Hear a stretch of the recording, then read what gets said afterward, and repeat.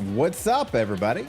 Short stream during my moving hiatus. Chimera, thanks for the first. What's up, Chimera? Reckless, Zax, Diabetic Pan, and it has been a while. How you been? I was actually thinking about you the other day, Pan. How you doing? Good to see you guys. Today will be a short stream. I'm literally doing it to, I'll be honest, we're going to play an Anomaly game afterwards. The goal realistically was to just give our, Quinn and I will give our favorite indie horror games of the year. And we have our own little categories we'll go through. And then afterwards, there's a brand new indie horror game friends have been trying to get me to play, an Anomaly game. And maybe we'll play that. So it'll be a fun Anomaly game. And then back to my hiatus. The good news is most likely I will be back to streaming the night of the 19th. Not a promise, not a guarantee, but that's when I get my internet. So we'll see if my situation has me settled enough to have my internet and my system set up that day. What's up, Matt? Thanks for the alert. How's everybody doing, by the way? You've been busy with work and cheer. Hey, Diabetic Pan, life comes first. It's good to see you again, though. Chimera, I woke up from a deep nap right on time, and it's always a pleasure to see you, Chimera. I'm doing good, Zax. Thanks, friend. Just busy. You know, it's crazy setting up for a move. It's like my place is nothing but boxes right now. And it doesn't look like an empty place with boxes. It just looks like a full place with boxes. And it's, you forget about, like, when you keep all your, obviously your furniture doesn't move until you move, but all your essentials stay out. So you're just packing everything around it, which is such a pain in the ass. So right now my place looks like chaos. Scruffs is not happy with the chaos we've turned it into, but basically every room is just filled boxes. What else is going on? Tomorrow, I am giving some stuff away to some people that need some stuff that I don't need. Big going away party for Scruff Saturday and Sunday. He's meeting a bunch of people. He's gonna be treated like a god. And then Monday morning, movers grab all the stuff. Monday afternoon, cleaners show up. Either the night of Monday or the morning of Tuesday, I will start heading out to my new destination. And I should be, I'm staying over the night at one Airbnb on the way. So I should be getting there the evening of the 18th. Internet on the 19th. So hypothetically gaming on the 19th. Realistically, I'll be gaming on the 20th. And then I'll have a schedule set. We're back in the normal groove. There's so many indie horror games coming out already that I really want to play. Don, what's up? Thanks for the 10 bits. What's up, Don? So that's the goal today, guys. Full circle.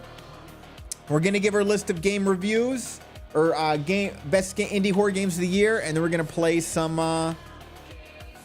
one Anomaly game. And then I'm going to skedaddle. Lovely Jackie. Lovely to see ya. Making it in time for Christmas. Making it, yeah. I want to get my list out there. That's what Quinn and I were thinking. Let's get that list out for Christmas. But either way, she is probably waiting on me. Let me check. Yeah, she's waiting on me. Shall we get into this, guys? 1 second. Quinn! Quinn! God damn it!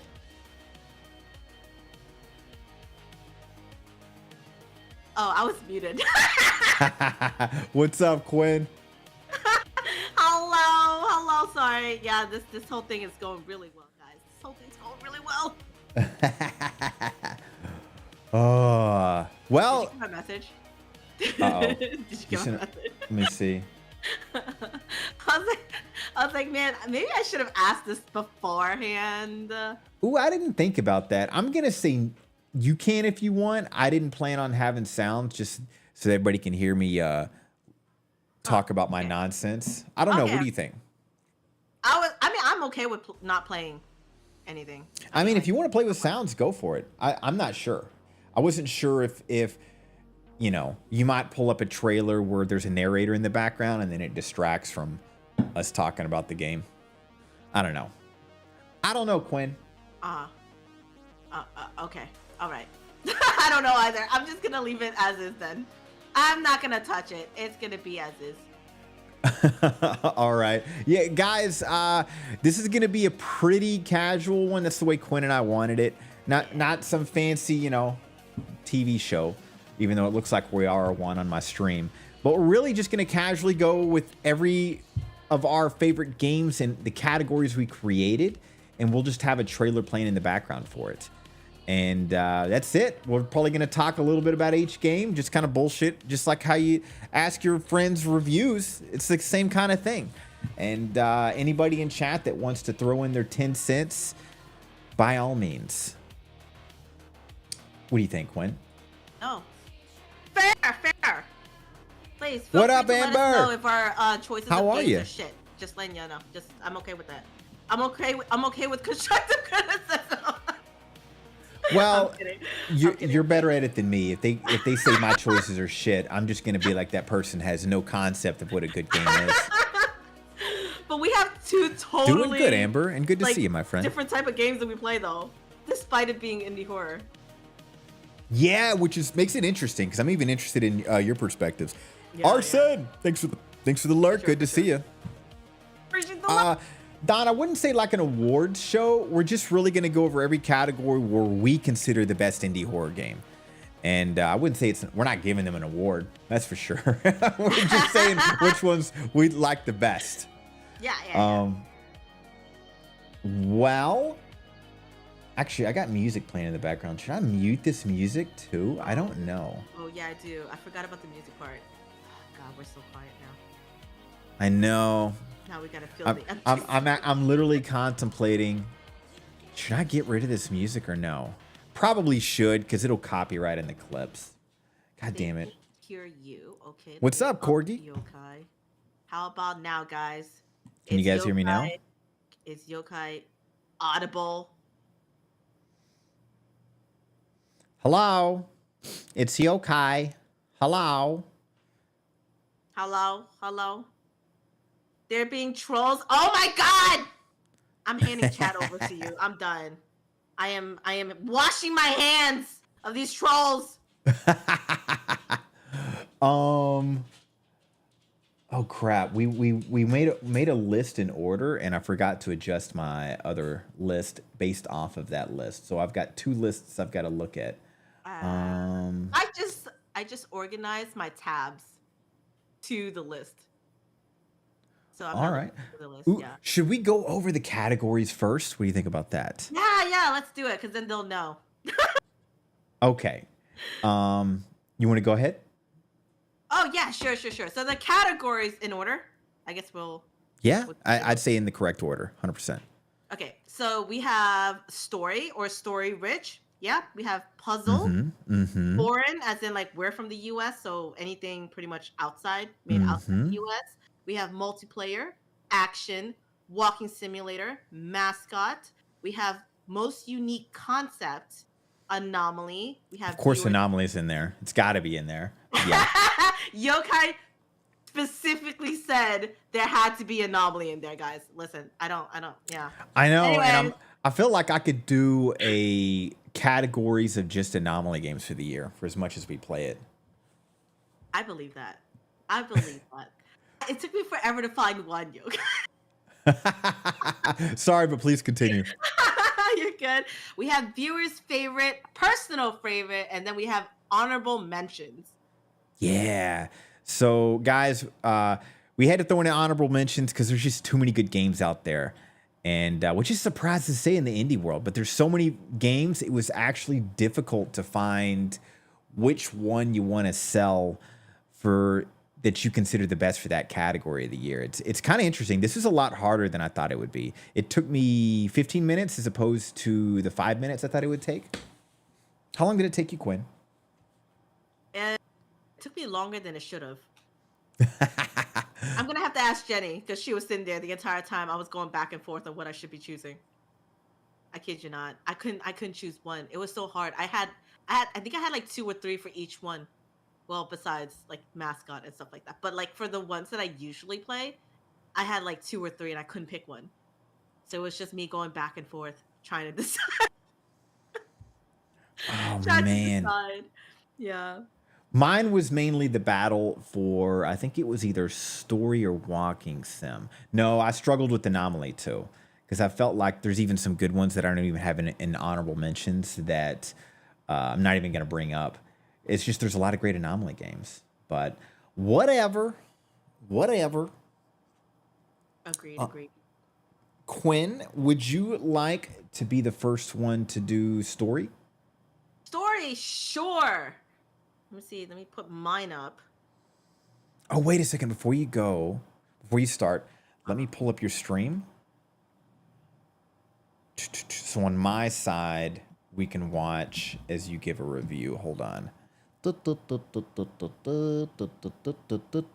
I muted it, guys, so there's no sound. You're just gonna hear me yapping the entire time. So whenever you're ready. I muted it too. Go for it, friend. Okay, guys, play this in the background. But yeah, so my story is Reveal, which I think did pretty well overall.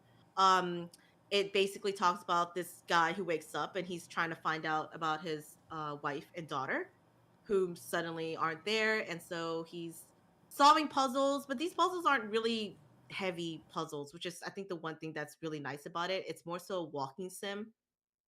But I really am I trying to say stuff that's gonna spoil it though? Like, should I not be saying spoiler stuff? No? What do you think, Yokai? I say what you want. This game came out months ago, so it's on them. Okay, so yeah, so the one thing I really like about it is the twist, right? Like you're not expecting. It's just one of those things where I wasn't expecting, right? For him to be in it turns out everything obviously is a simulator and he's just part of this matrix or simulator that people scientists created and he's trying to at the end of the day just kind of fight for survival, but at the same time not really fighting. There's really no fighting involved. I mean, I guess you're at one point you're like running away from a monster, but yeah, the one thing I really like about it is the whole story itself. I think it's a very unique story, or one of the unique ones in terms of the games that came out this year. And if there's a similar one, I haven't played it yet. So yeah, for mine, story rich is definitely Reveal. You know, it's interesting you brought that up because I think story I struggled with like 3 games, and Reveal was one of them. It's just such a beautifully done game. I know. I wish you could just have the game. I tried to loop it, but it didn't loop. That's the It's not problem. looping. That's annoying. Yeah, it's such a beautiful game, and I feel like the devs might be making their own universe because you know they made an Anomaly game after this, right? And it's in the same universe as this game, and it was a decent Anomaly game, like an indie company. Look at this high end graphics. The gameplay was good. I really like this game too. So I totally understand why you picked it. Yeah, no, like What's up, I was Arctic? stuck, and Happy I talked burger. to Yokai Don, about too this old, too. I buddy. was really stuck on Doing two, great, Corgi. but I think at the end of the day, I chose this one because in comparison to the other option, this one was made by a lesser known development team, and they did a really good job in comparison to like just when you look at the graphics, right? You wouldn't expect it. In terms of like story, it has pretty much everything, right? It has the story, it Mm-hmm. has the graphics are really nice. Like even Mm-hmm. on low setting, I think I played this on either low or medium setting because that was before I got the update to my graphics card. So this is running on low and medium setting with this, like, pretty much this type of, graphics. I don't think it affected the graphic at all. And it ran really well. So it was optimized really well. And then yeah, it's just one of those things. The puzzle wasn't too hard, and I like the twist to the story. I think it wasn't just as simple as like as just going through like a walking sim. It had a lot of elements to it that makes it a really good game. Yeah, there was like you're giving me flashbacks because the story and the twists and turns is what really sold me because you will get to a part of the game where it flips and then it flips again, and it's the unpredictable nature makes you want to stay into it. And it's one of the few games where I played it in one sitting. Usually takes me several sittings, and I did not stop until I beat the game that night, funnily enough. And it's just like you said, because the story was so good. I think the one thing it was funny because the one part that I got stuck on this entire game, I kid you not, was when you're at this area right here, right? The fun house. And Mm-hmm. they have curtains like this part right here. I didn't know that those were curtains.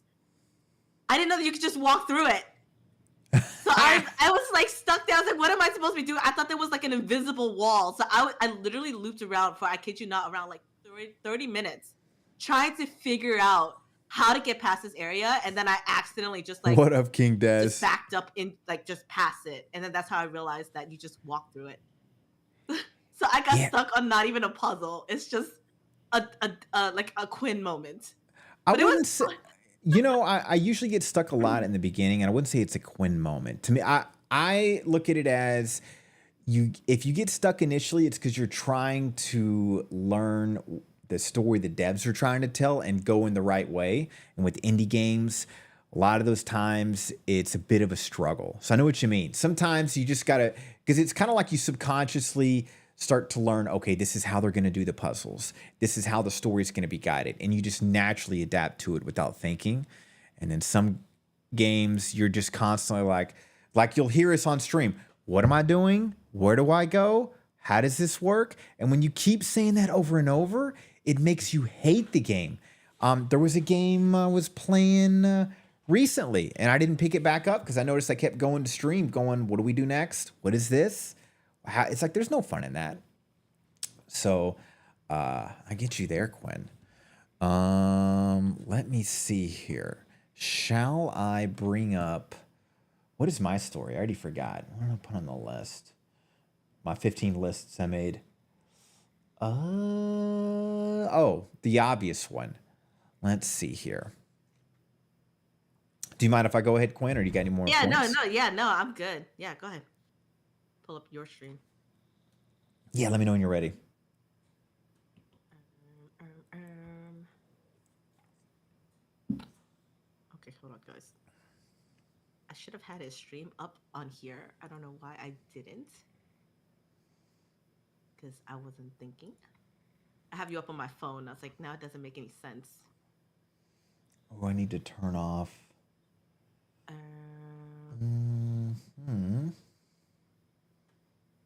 lost Turn you. that off. Yeah, just let me know when you're ready.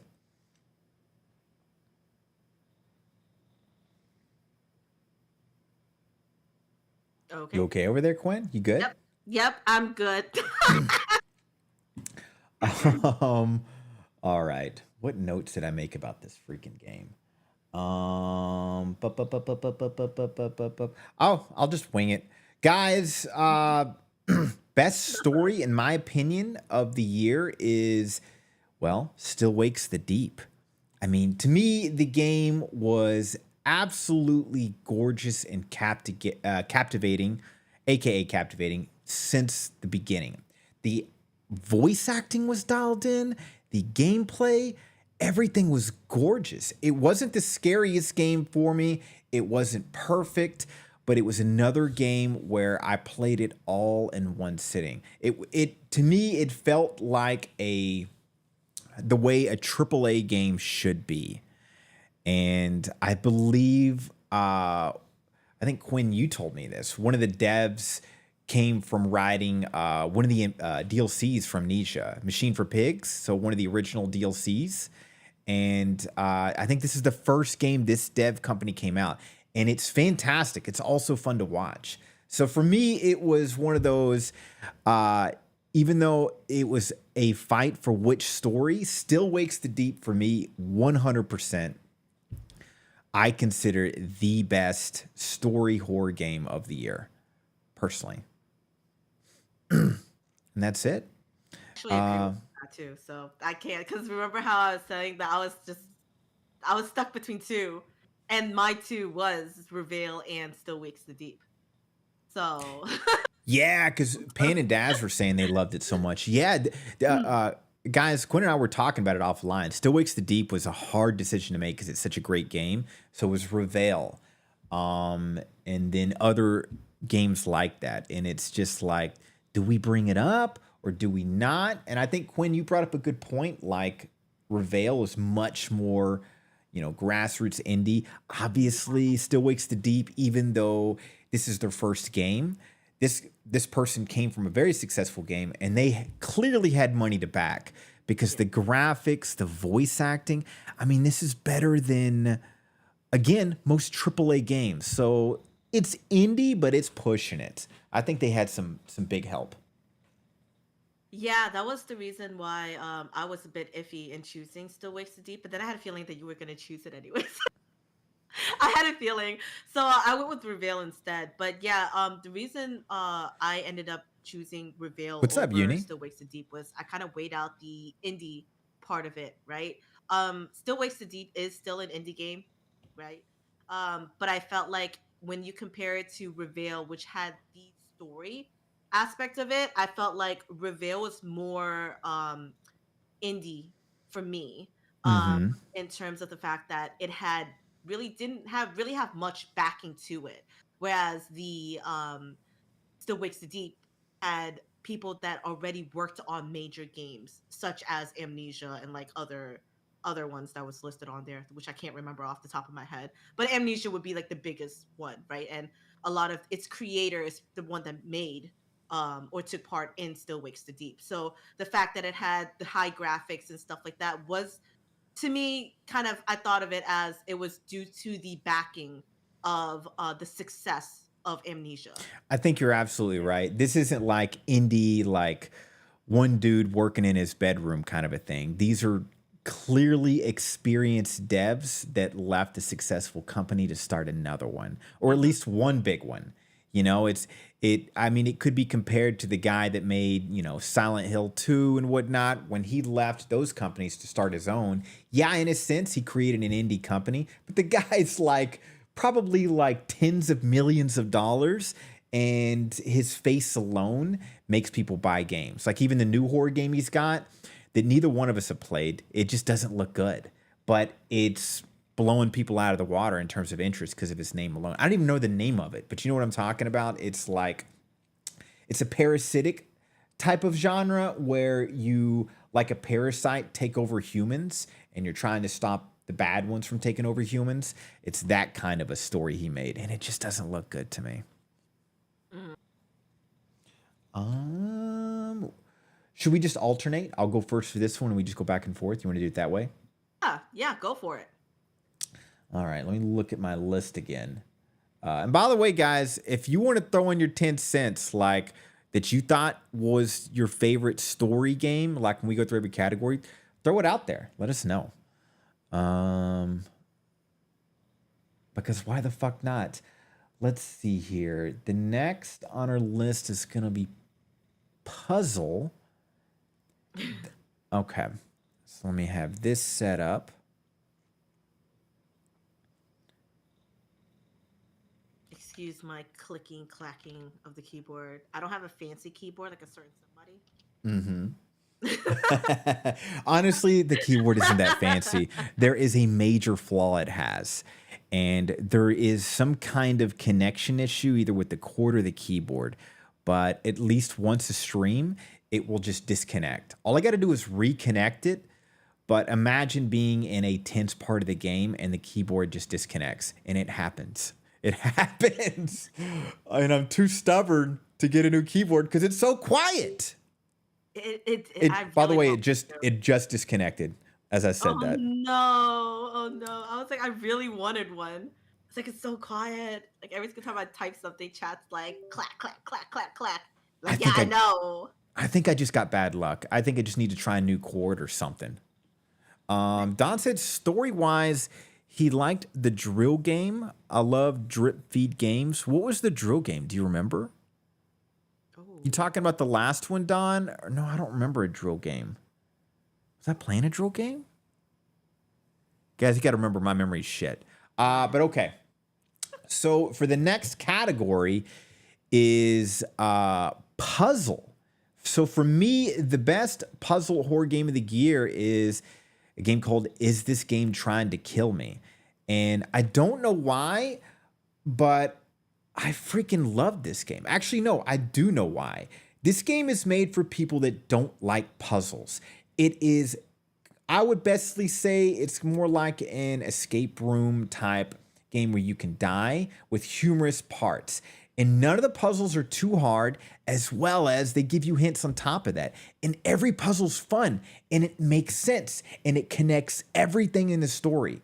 Like it literally was a blast. And if puzzle games were like this, I would play them all the time. Highly suggest it's not just the best puzzle game of this year.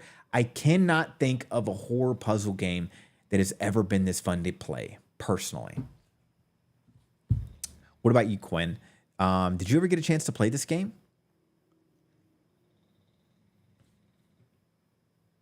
Quinn? I'm Did, totally muted. no, you're good. Because I know you love puzzle games. Have you ever? I know I told you about this game. It's so good. Why have you not played it? Is the real Uh, question. I've been trying to catch up with all the other games that I said I was going to play but haven't played. But I do. This is on my list of games to play though because I do like puzzles games. Um, and it's unfortunate because I feel like because I've seen you play bits and pieces of it, and I feel like Hmm. it would probably be my favorite puzzle game if I had played it. But because I didn't, um, yeah, I didn't. I don't have much to say, but I liked watching you struggle and chat having to help you out, for sure with some of them, even though I it's easy. know. Even with an easy puzzle game, I was struggling. Um, but it was such a good game. It's got replay value to it as well. You can change the ending if you find enough like certain things in it without giving too much away. But yeah, honestly, if anybody likes puzzle games and they want to be in the horror thing, and this isn't scary horror, it's horror, but it's not going to scare you. It's just fun. 100%. It's a puzzle game that is easy enough with horror elements. And and for Yokai to say that he likes it, it's a very big compliment because Yokai doesn't do puzzle games with horror elements. Yeah, Uh I feel like I do like puzzles. I just don't like bad puzzles. I feel like it is, as they say, for a puzzle, whoever created it, they're trying to tell you a story, and you need to learn how they're telling the story to understand the puzzle. And I feel like a lot of indie games, there's no story. It's just annoying bullshit. But that's just me being a hater. but no, I have a feeling that I watched bits and pieces. I think I watched more of the demo when you played this than your actual gameplay because I knew I wanted to play it. But I watched the most of it. I think most of the gameplay that I did watch was the demo version. Um, Ah, yeah, and that was just a small sliver of the pie. You'll love it. right, right, and I slightly remember the ending because I know there was multiple endings and like you were trying to get all endings. And I could not. I skipped that part. Right, I was kind of listening. I was lurking. But yeah, overall, it seems like a game that I would personally enjoy. I like a puzzles game. I have the patience for puzzles games, but I mean, you're saying that it's fairly easy puzzle, so I'm assuming it's just one of those things. It's the experience of it, right? Um, which what did you end up putting for the other? Well, once we get to that category, I'll talk about this game too. It's gonna be brought back up. Oh, I Um, gotcha. I gotcha. Yeah, Don was saying he liked it was a game called Descending. I do remember it now. I don't remember if you played it, Quinn, oh but yes, basically, you're basically like he's saying.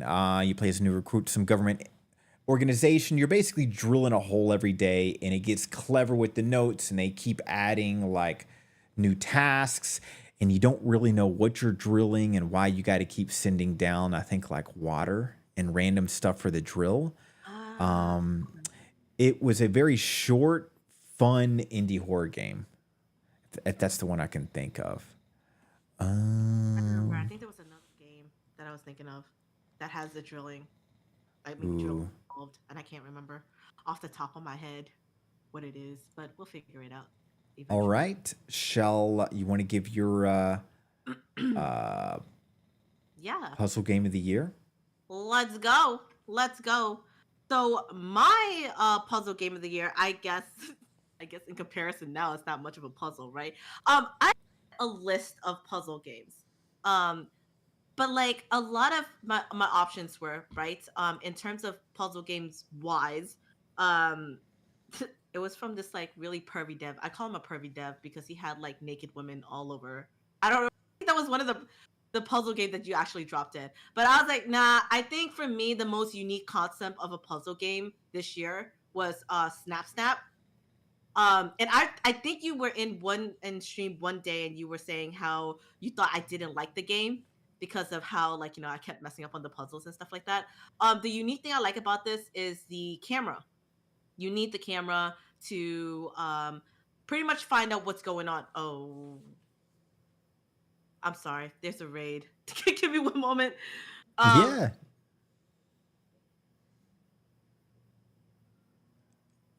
Actually, Snap Snap's a great game, guys. I think it was the same devs of Super Normal, I think, or at least same publishing company. But this was a good game. It's not easy. It can get a little annoying, but uh, that's right. You play the husband in the story twists. This was a fun game. Puzzle game that had the crazy looking house. That was it, Don. Crazy looking house. Basically an escape room game. but yeah, I'm sorry. Snap Snap is the puzzle game that I went with, and I thought it was really unique in a sense where is it gonna replay? Oh, it's just a really long ending. Oh, okay, okay. Let's. Okay. Um. Anyways, this is working out great, isn't it? I went with Snap Snap because it has a very unique concept of using the camera to find your puzzles, right? And to activate to trigger certain puzzles as well, or like to complete it. But at the same time, it's a puzzle game, but with a little bit of, I mean, like you're still running away from a monster, right? So you have that kind of like edgy moments where you're on edge most of the time because you have to kind of like watch your back while you're trying to discover what's happening. I am going to be quite honest with you. Was it a female or a male that we played? I think it was a female, right? Or was it a Uh, male? in Snap Snap, it was a male. You Was played the it? husband. Yep.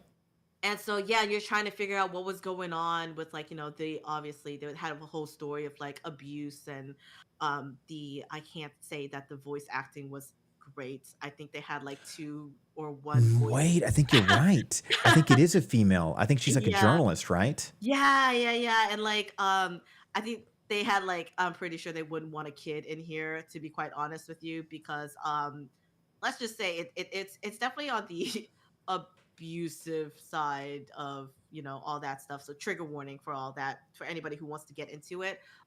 It does have audio. I don't think the person doing the audio is actually a kid. I think it's a adult VA kind of trying to mimic a kid, but it does talk about obviously all that. So it is a bit on the darker side if that's your thing. I mean, if that's like not your thing, I totally understand. But yes, was one of my most I wouldn't it's the most interesting for me because I play a lot of puzzle games, right? And I couldn't really pick one. I was like, okay, well, what stands out? And I think Snap Snap actually stood out for me as a good puzzle game just because it had the elements of like the puzzle with also the Give horror me a beer. Give me potato chips. Sorry, every time I see that hand, I That's remember so that true. that character. It That's so true. hmm it was. You're right though. It definitely and the puzzles tied in. It wasn't a bad game at all. I think when you're getting the raid, I was saying I think this was made by the same games that made Paranormal or in that same world. Not Paranormal, Supernormal with the one dev where you're talking to the ghost. You know what I'm talking about? I think it's either the same publishing company or devs, but it's the same realm as them. So I was wondering if the same dev made this game. Really good game though. Totally get why Yeah. you picked it. Yeah, no, because I was like, I am definitely I'm very big on puzzle games, and I could not think of one that just one. So remember how I told you like all of the lists I have like three games, and it was just one Mm-hmm. of those things where it's like what would I recommend to people that wouldn't get them in trouble? Well, because all the other ones are really good. Like the ones by like the developer of like the telephone or something like that, right? He does, Mm-hmm. or they do a really good job with puzzle type of games. Because one puzzle leads to another puzzle, but you don't have to collect it in a particular order. Like you could do it at different orders. Um, Mm-hmm. but the one thing is, like I said, I call him a pervy dev for a reason because he has pictures of naked women literally all over every single fucking game. It's just everywhere.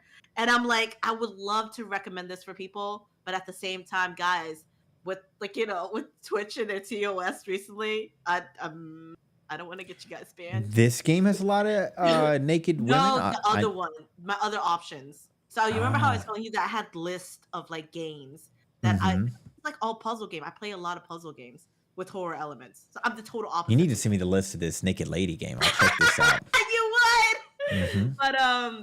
But yeah, I think you were in on a couple of them. The very one of the very first stream I think we really talked about, or you were part of, or you were in lurking, had to do with one of them, and it was just it was one of those. But yeah, this is definitely, I would say this is my favorite of this year. Yeah. Okay. Good flashback. I forgot about this game, and it is really good. What do we have next on the list? You want to do your favorite foreign game of the year? Oh, foreign game of the year. Guys, I'm excited about this one. You know why I'm excited about this one? Because Yokai quit on this one. Oh, the River God game. Yeah. I have bragging rights for this one, guys. Listen, anytime Yokai plays a game and I beat the game, I just naturally. You're not the only one. People seem to like to play games that I rage quit on. I don't know why. Anyways. So the one thing I like about River God, I'm gonna be honest with you. You're playing as your main character is the protagonist is a young female, and you are in this village. You're kind of stuck in this village, and you're trying to find the secrets of this village, right? Because it talks about the sacrifice of like the shrine maiden. Almost kind of had that similar story element to Fatal Frame. If you guys have not Fatal Frame. Without the whole picture taking thing. It has puzzles. Its puzzles are fairly easy. The funny thing is the one puzzle that I did get stuck at was the one that you flew through without any problem. And the one that you got stuck at was the one that I went through pretty quickly. I think it's called a lute, whatever that stupid guitar thing is. Yeah, yeah, I think the only one the one that I got stuck at was come on, every single time I even looped it. The one that I got stuck at was the one where you're trying to figure out what happened to the shrine maiden. This area right here was where I got stuck at, and according to Jenny, you flew through that real quick. And yeah, the one that you ended up getting stuck at was the Peepa. But the one thing I really like about this is that it has a mixture of puzzle. The puzzle isn't hard. I think the one thing that I really liked about this game was you warned me. You're like, Quinn, watch out for the drop. Do you remember that? Like when I was climbing up the ladder, Oh, and you said, yeah. "Watch out for the drop," and I was like, "What drop?" And I was running away from this monster, and I ended up dropping Yeah. down the ladder. It's a legit dev flaw because if you're not paying attention, you'll do it and then you have to run for it again, trying to get back to the steps that you're locked out of because they're locked in a cage. So I think you just have to die and redo it. I don't remember. Yeah. So I would say that it doesn't come without any bugs. I think that was a bug where once you drop, you kind of have to restart. But the one thing I like about this overall foreign wise, right, is that again, it gives me that kind of a Fatal Frame vibe with the storyline of the shrine maiden, and you're trying to figure out why is she why is she the sacrifice? Why does there needs to be a sacrifice? And then the OST, so the soundtrack for this is fucking amazing, guys. I absolutely love. I was I was doing a boss fight and my head was just banging up and down literally to the boss fight. Like Really? I was Like, jamming out while dealing with the boss fight. It wasn't even like really? Good music? I don't even remember the music in the it was game. the music. No, it was. I don't know if it's just like an ending. Like it was just like the final boss. It has a final boss battle music, and it was fucking amazing. The entire time, I'm like casually, literally doing all the stuff that's needed because you're not fighting it, right? You're doing different puzzles to kind of like kill the or you know kill the boss. But Mm-hmm. I kid you not, the entire time there was no stress. I wasn't even stressing because the music was so it was going so hard. I was jamming out to the music the entire time. I'm pretty sure chat was too. I'm telling you, the soundtrack, and they don't even have the soundtrack available. I would totally buy it. I would pay. You know how they always say that, oh, would you like to buy extra for that soundtrack? I would definitely buy the soundtrack for this game. Um, but yeah, so in terms of foreign wise, I was stuck between because I play a lot of foreign games. I like Mm-hmm. the cultural, the folklore, the just all that urban legends type of thing, and this has to do with a lot of it. It's a mixture because I feel like every culture tends to have that extremist side. They always have the shrine maiden and certain sacrifices and stuff like that. And Mm-hmm. this has to do a lot with urban legends. And I think the puzzles were fairly decent. I was just kind of having a dumb dumb moment, in all honesty. And but overall, soundtrack, gameplay, the graphic is really nice, even on low. Again, when I played this game, I didn't have my the new graphics card yet, so I played this on low, and the graphics was still good, and it ran really well, even with all the stuff. So optimization was, at least on my part, was fairly decent, even on low. I mean, like even if you don't have a good setup and you're having set everything on low, you should be able to run this game. So that's the reason why it's on my list for foreign games. Yeah. Isn't this river god they're talking about actually in their mythology too, or something like that? I'm Or not is, quite sure. or is it just all nonsense? Maybe it's all nonsense. I think more so of the sacrificing of the shrine maiden is more so of like the urban legend, and everything else is kind of revolved around that. Because if you remember in Fatal Frame, and sorry for those who, oh shit, I don't want to ruin it for you though. You haven't played Fatal Frame yet, huh? Have you? I played it as a wee litlin. So you bring up what you like. So in Fatal Frame, it also talked about the Shrine Maiden, where she was put in a position where she had to kind of become the sacrifice to save her family, type of thing. Like her family's relying on her Why is sacrifice. it always a girl that's a sacrifice? I, Yeah, I it's wonder if in history books they're sacrificing dudes too. they're It's basically just, sacrificing virgin females, because to be a shrine maiden, you have to be pure. but I'm just wondering, like all cultures in general, why are they always sacrificing virgin chicks? What about virgin dudes? Or maybe there is virgin dudes, but it's just Oh, not as popular with Hollywood to do it to sacrifice a no. dude. So in Asian culture, the male is everything. Oh my God. When we get to our personal favorite, I will explain everything. I'd had a whole ass debate with that one. Um, but yeah, in Asian culture, males are highly valued because it used to believe that you kind of Gotcha, have to done. pay to get your daughter married. So you know how you have like bridal dowry and stuff like that? Have you ever heard of Mm-hmm. that? Yeah, whereas for males, you're taking in that money, right? So the bride is coming to you and they're keeping your last name and you get to kind of like control them, the bride wise. Whereas for your daughter, once you marry them off, you not only do you have to pay the money to marry them off, it's not like they're keeping your last name or anything like that. You're literally just selling your daughter in a sense. Yeah, did I ever tell you a guy tried to sell me his daughter? It was I was in Jordan and it was some gig I was doing and I was just there for a short period and guy was just like, "Hey, would you like to marry my daughter?" And I was like, "What?" And he was legit trying to sell me his daughter, like sell me a human being. And I was like, "Jesus fucking Christ." Great And times. Great and times. and you know what's sad is that in countries even now, um, it's still a thing. It's still going on. I don't think that'll ever go away. I feel like it's one of those things where as our cultures grow, expand, and maybe collapse a little bit, that might always be around, which is Mm, kind of sad. mm. Forced matchmaking, you know. Yep. Yep. Um, let's see here.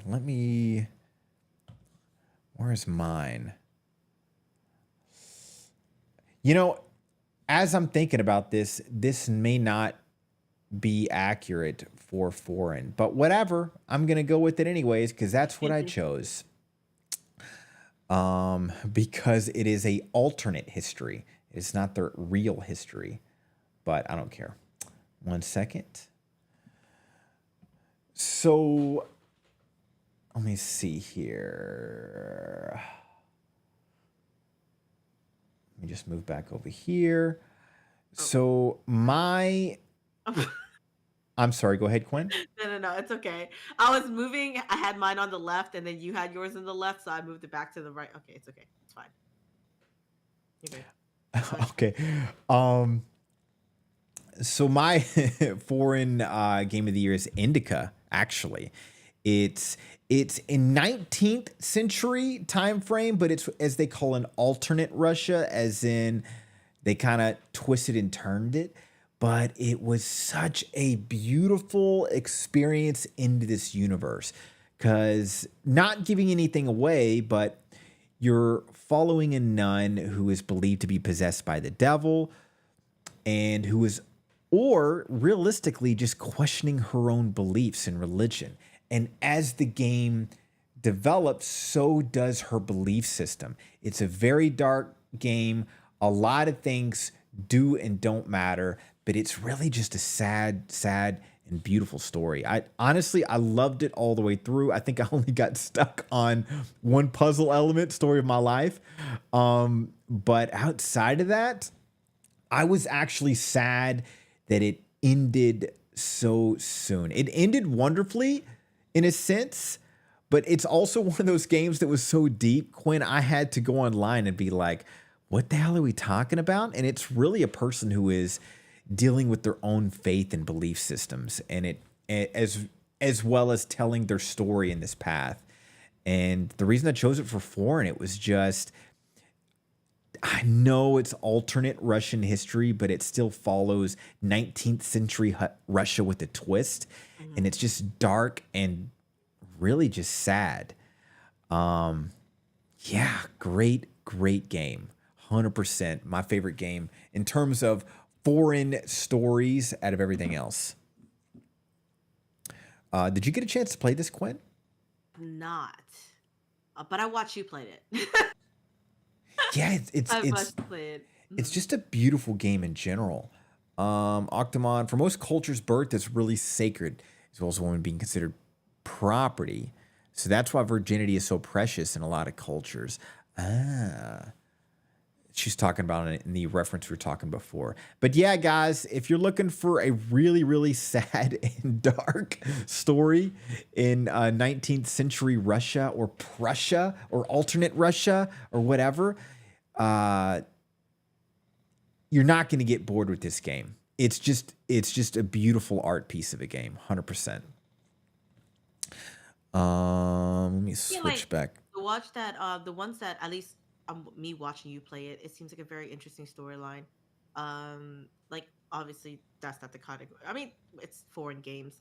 I think the story is really good. I think the suspense is really good because it goes mostly based off of suspense, at least from the gameplay that I watched, from you.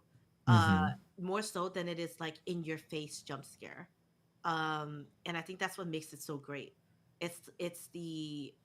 I mean it's puzzle based as well, right? Because I saw you struggling with a lot of puzzles. But we're not gonna talk about that. Okay, maybe there was more than one, but yeah. But no, I thought the graphic was amazing. But then again, I don't know per se if I'm pretty sure by looking at this, even if it's on Hey, Don regular or Malice, low good to or see you. whatever it is, I think the graphic would still look amazing, like how it's looking now. Mm-hmm. I think I have the game. I just haven't played the game yet. So I might end up, I might end up playing it because I did watch bits and pieces, but the bits and pieces that I watched, you were struggling. So Not um, enough to spoil. yeah, not enough Yeah, to spoil. Yeah, but then you know me, my memory is absolutely shitastic. So I'm probably gonna forget about same, it pretty same. soon. Pretty soon. So yeah, yeah, for sure. I absolutely agree. It's a really good one. Kamara was pointing in about that. It's also part of a patriarchy. If you control a woman's sexuality, you have a better chance of knowing if they become pregnant, if that's your offspring. It's a good point. Let's see here. Just going over our favorite games of the year, Malice. Good to see you, friend. Good to see you, Coyote. I guess I'll bounce over to the next game. What's on our list? Let's see here. For an multiplayer. So let me hide real quick so I can set it up. Where is? I felt like this was a fair choice. Okay. So for my favorite indie horror game for multiplayer was actually Spectral Scream.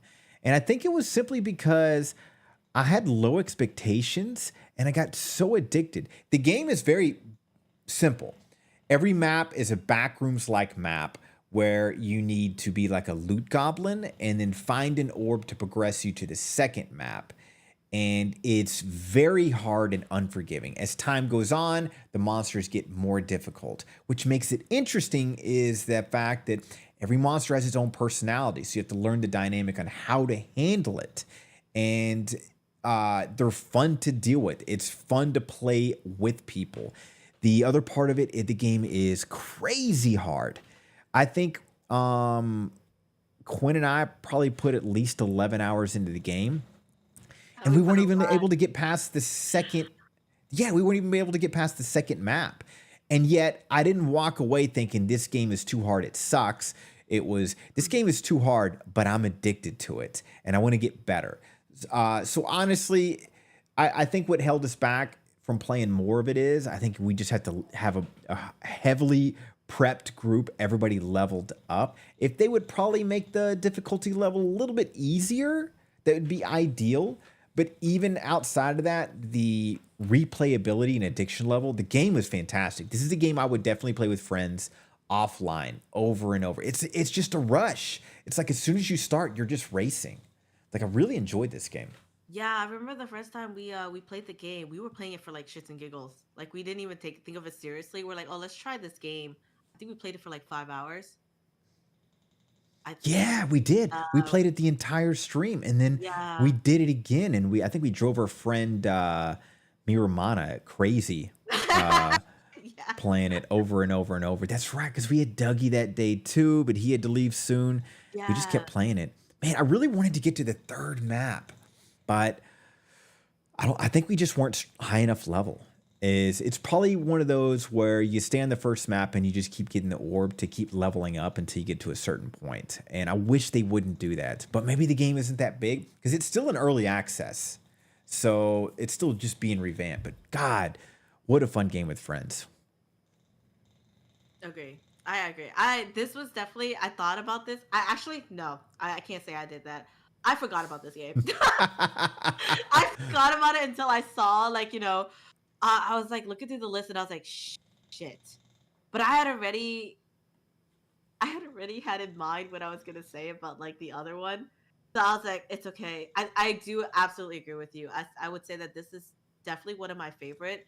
It's challenging, but I do agree that it's also one of those games where if we want to get further, you do have to grind just for Mm-hmm. just to level up, get all the perks that you could possibly get, just to kind of even like survive against one attack or like one. Yeah, because like the difficulty level in the first map and the second map is huge. You go up into the second map and everybody's attacking you. Like Mhm. if you aren't dialed in on the second map, I remember we would prep up with all our gear, memorize how to handle the monsters' personalities, and it Mhm. was just still too overwhelming. I think you need 4 guys because we were down to 3 at that point, and we Yeah. need to be leveled up. And I bet if we did that, it would probably be blazing through. But who knows? Maybe Yeah. they've updated and nerfed some stuff since then. I haven't looked to see if there's any updates on the game. Yeah, it is a Um, game that I recommend that you can. I mean, like I'm gonna say it now. It's not a game that you can play with just one player. Like you know how there's certain multiplayer where you could just probably fly through with one mhm. player. Um, this is not the one. This is not the one because I'm gonna tell you something. This required a lot of sacrifices. God, there was. But honestly, A lot of sacrifice. even bringing this game up, it makes me want to play it again. We need to grab another group Yeah. and put them through hell. Because it's honestly first time playthrough, it's pretty spooky too, with the way the monsters come at you. Especially Yeah. the crazy lady, that main boss in the first one. Um, I would say I the th- only problem I had about this game was like sometimes I don't know if it's a bug or something, but they tend to camp a certain area and they would stay there for a while. Like if they're already towards the entrance, sometimes mm-hmm.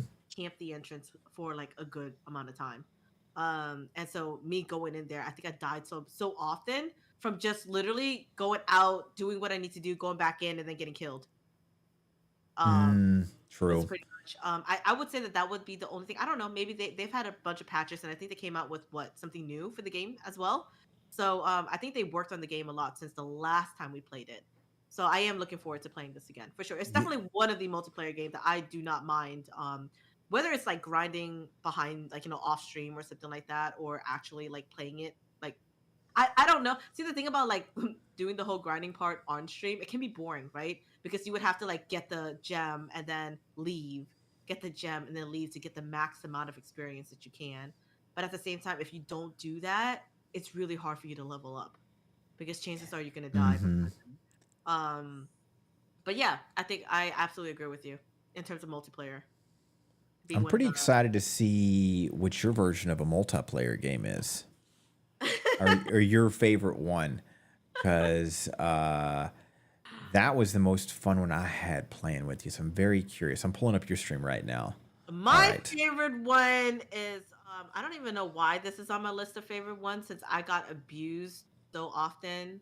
Guys, I got sacrificed so freaking often. Just I don't even know why. Hold on. Which game?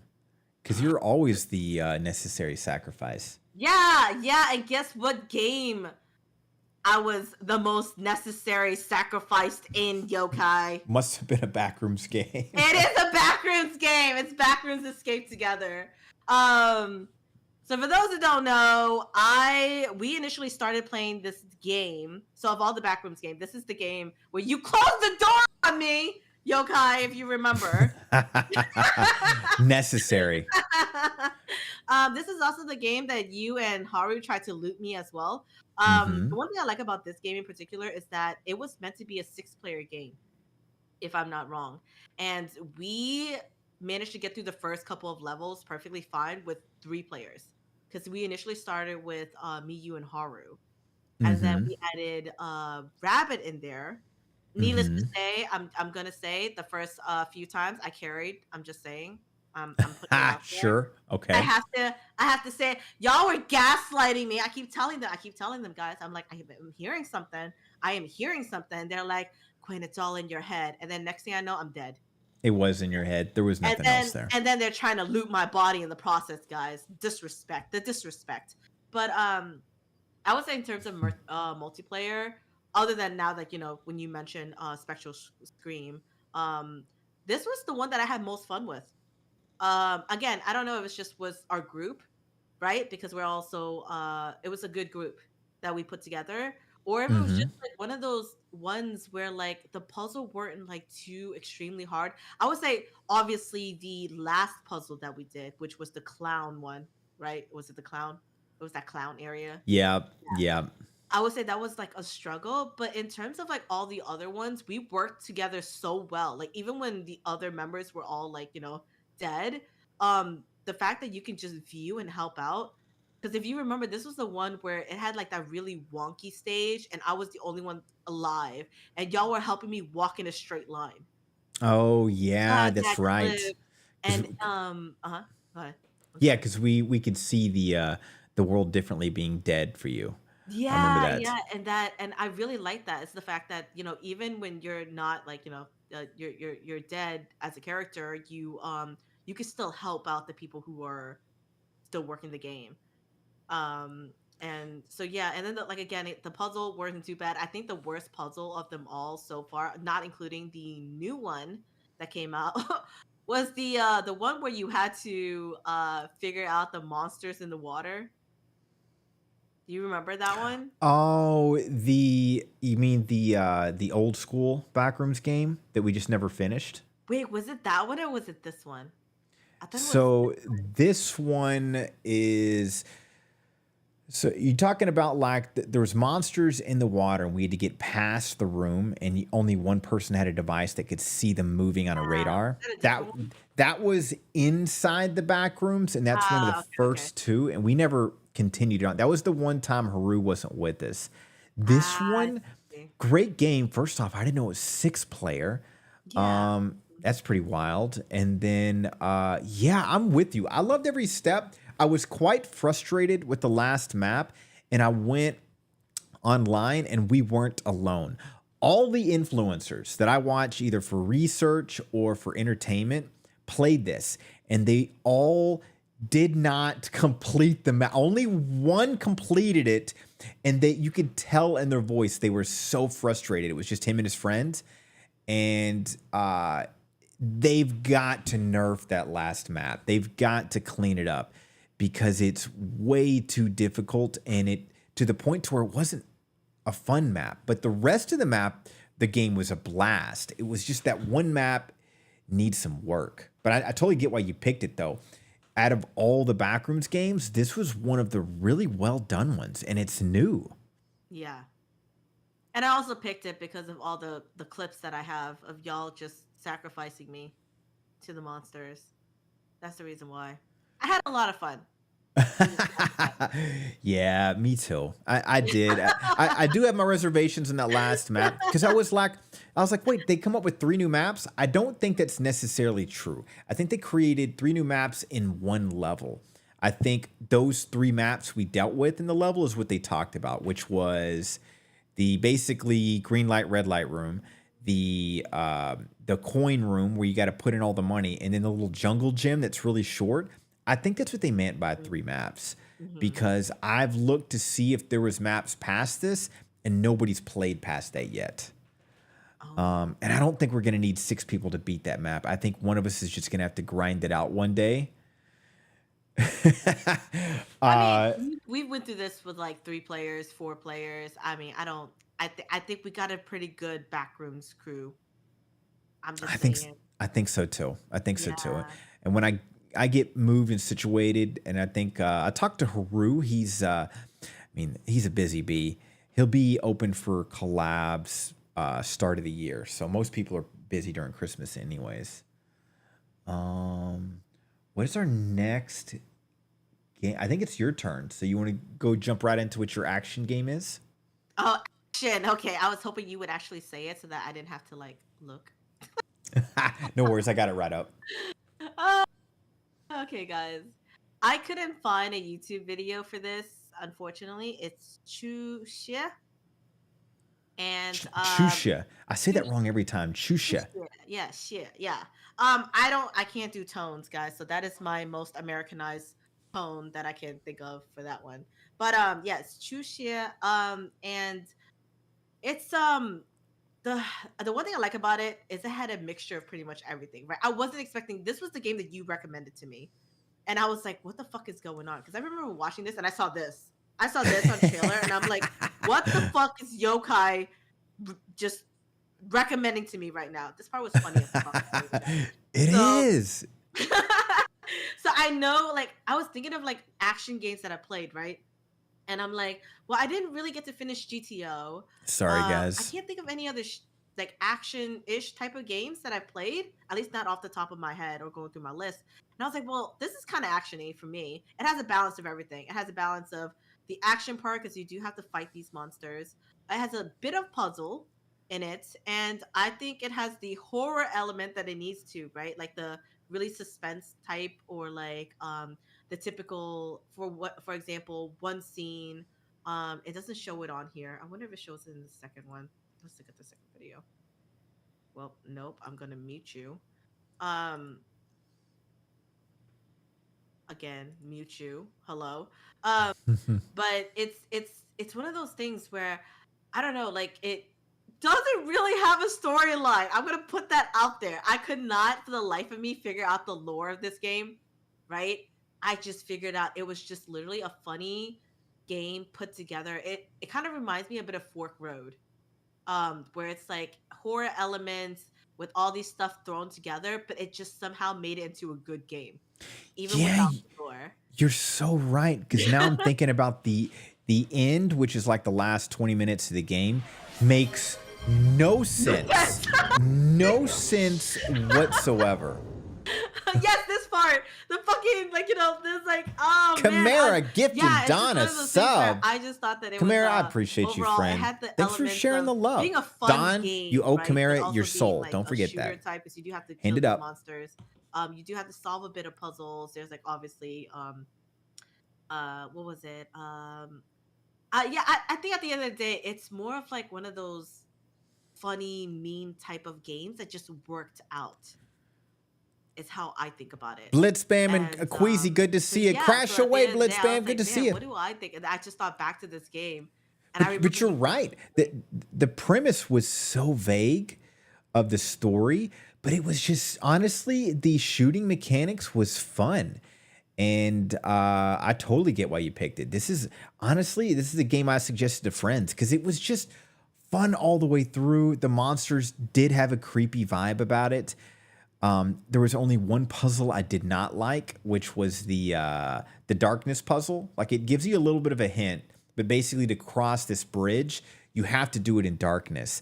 And I would look back at that and be like, I had to cheat. I had to go online to see what somebody else figured it out, because there was never a point in the game where I would have thought, let me just walk across this open space with the lights out and see if that works. But yeah, honestly, it's a fun game. I hope there's more updates. I hope they add stuff to this game because I would replay it 100%. yeah, no, I absolutely agree. Yeah, I was just thinking back, and I was like, man, yeah, this was really a fun game. Again, guys, lore absolutely none. Nice I think Malice. it's just really a Don't bunch tell of me we fun had a good stuff kind time. of thrown together with horror elements, and you're just obviously shooting. And they have, it's like towards the end, I kid you not, I don't know what was Honestly, going it's the on. best deal of a But at lifetime, that Alice. point, Those I are really didn't incredible even care games.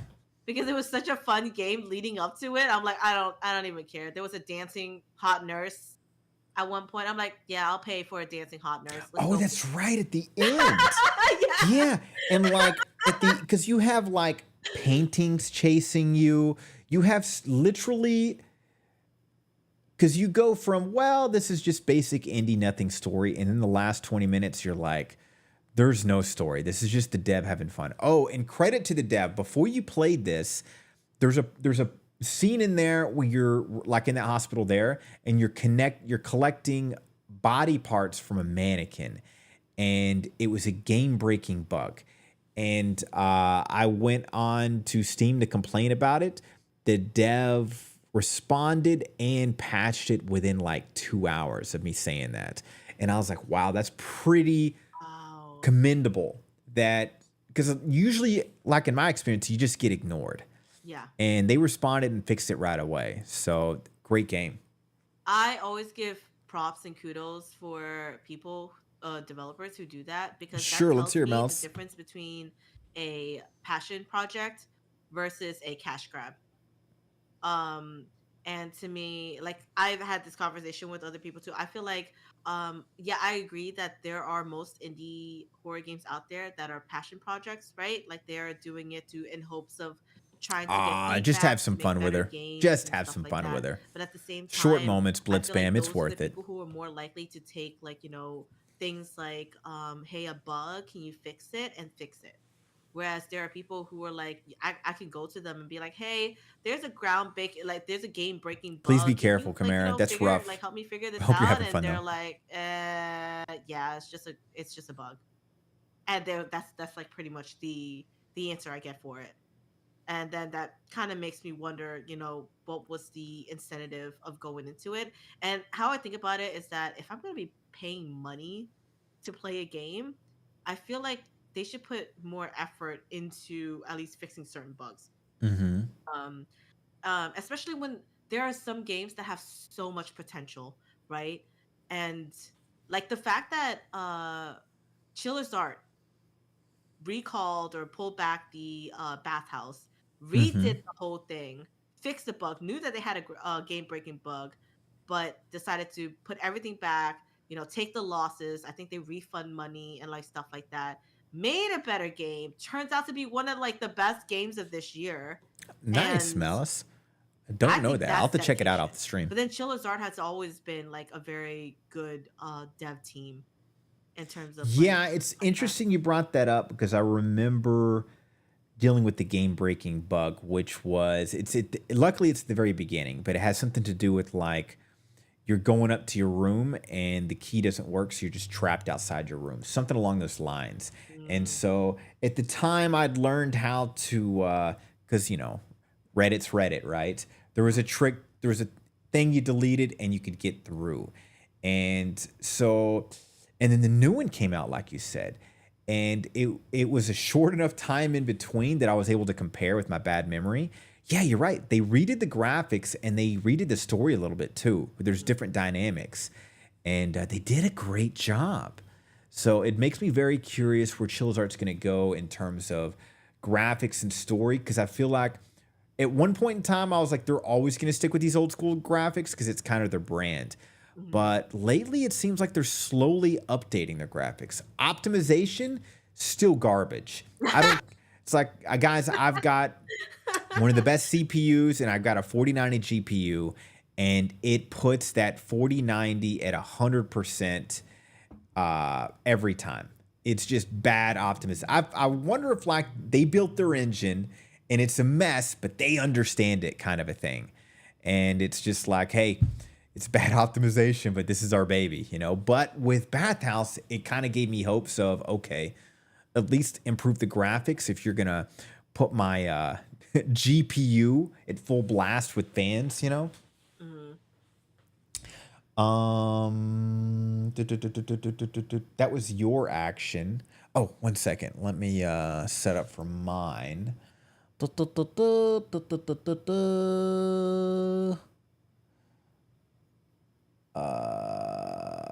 Let's go to that. Wow, this is such a great game too. So, uh, hold on. Before I start, I'm gonna annoy Quinn. I like to have myself on the right side. There we go. Oh, okay. I'll just keep swapping back and forth every single time we go. Nah, you're good. I don't mind switching. Oh, me I neither. like mine on the right side too because chat for me is like on the left. So when I look, I don't want to look outside of the frame. I want to look towards the inside center. Does that make any sense?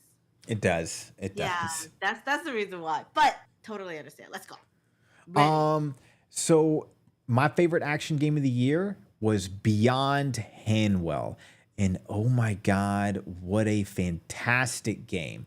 It is an open world horror game, which for me gave it the Evil Within like vibes in terms of like gameplay and action. Every part of the city, there's different stories. So let's say you could go into I don't know, a warehouse, a supermarket, and there is its own unique horror story within it. And it's intense, it's beautiful. The game's not even done. They're still doing updates and adding things. And yet, for me, it's already finished enough to where it's better than most action horror games or action games I've played in a while. Literally, fantastic game. I could not beg people to play this if I could. It's so good. Watching the gameplay right now makes me want to play this game again. But yeah, I'm gonna wait for the full release, and so I get to try all the maps. But yeah, I mean everything about being action horror, it matched all the needs that I had, and I hope to see more of this game. I even heard before this came, the first one was called Handwell. This is called Beyond Handwell. So I got to play Handwell at some point to see what they're talking about. Because if it's anything like the one they're making now, it's gonna be incredible. Um, Quinn, how come you haven't played this game? As a matter of fact, Well, because you told me to wait for the finish. Eden, what's Oh, up, my friend? that's Oh why. yeah, that makes sense. That makes um, sense. but I did tell you that it went out of early access. Because I'm always right. Oh, it did. It's no That could longer be in early access. Yeah. that's good news then. That must mean that they're gonna bust it out soon. Yeah, I have this on my wish list. I have not played it. But the funny thing is I've been recommending it to people. I don't know, Malice. That's the same frustration I've been I'm not having gonna too with lie. older I 90s recommend it to games. people because granted, I did see some of your gameplay and I was like, oh man. And then on top of that, it had a map. Guys, it sold me on the map part. Listen, I have no sense of direction. Even with the map, I have no sense of Same. direction. A map is necessary. It's like that game, The Killing Antidote I was playing, which is, as I call the Resident Evil fan service game. Mm. They didn't have a map, so you're just constantly looping around in it. And this one does. It has a map and a fast travel too, so you can click. So if you've been to that area before, you can click and you fast travel because the city's huge. And again, it in terms of budget, it felt like they had a similar budget of the Still Wakes the Deep because the acting is good, the graphics is good. Indie game definitely, but it felt like a AAA game without a It doubt. it looks like it. It looks like it for sure. It is on my list of things to play. Most definitely. I just haven't gotten a chance to play it. Appreciate you, Chimera. Um, but yeah, no, I've been telling people about it. I actually got Karasu into playing this game, Maniacs of Pills. and he Yeah, I really know. enjoyed it. He really enjoyed it. Um, but I think he played the full release, so not the early access. He played the full release one. I don't know if it's any different from the early access that you got. So I'm actually curious. So I might end up playing it, picking it up soon. It is because after I played like a week later, they opened up other big areas of the map that were blocked off to me. Oh, So it nice. already is big. I mean, literally a week after I played it, there was a huge update because like at least half the map was still locked off. Mm, You could go to it, but you just couldn't like go inside the building. Um, Interesting. I think it's still my turn, right, to swap categories. yeah. Yeah. Um, because you did your action. 1 second as I hide back here. We're gonna be doing. It looks like walking sim next. Let's see here. What was walking sim? Walking sim. Oh, well, this will be a short review because you guys have already seen this before. So my walking sim was Reveal. Just like Quinn said, uh, it guys, it really is. It's a beautiful story. The gameplay is good.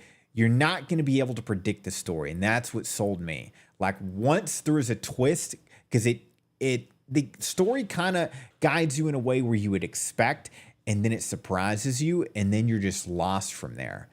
And it's beautifully done, great acting, great graphics, great gameplay. In terms of walking sim, I think you can hypothetically still die in certain levels, but it's still a walking sim. There's puzzles, but for the most part, your hand is kind of held through this fantastic story. Again, uh, I don't want to, you know, beat a dead horse too much on this because Quinn brought it up too. But yeah, this was a struggle between this game and Still Wakes the Deep in terms of story because this one's fantastic too. So that's my choice. Yeah. I don't know. Um, I don't know what else to add to that, Yokai. I know, To I be know. honest. If anything, I say let's just go straight to you, friend. Okay. And Okay. like, oh, I don't know what else to add to that. We pretty much said all we could possibly said for that one. True. Uh oh, okay. Let me refresh this and see if it will continue to. I have a feeling that I'm gonna have to loop it myself, but anyways, mine. Sorry, Yoka, I'm going right. Um, mine Yeah. was Baisu. So as Baisu, you play as a detective who was called into this house. And within this house, you start to experience. Obviously, there's things happening. A lot of the puzzles have to do with painting because, as you can see here, the wife does a lot of painting, and obviously the wife is like fucking possessed as hell.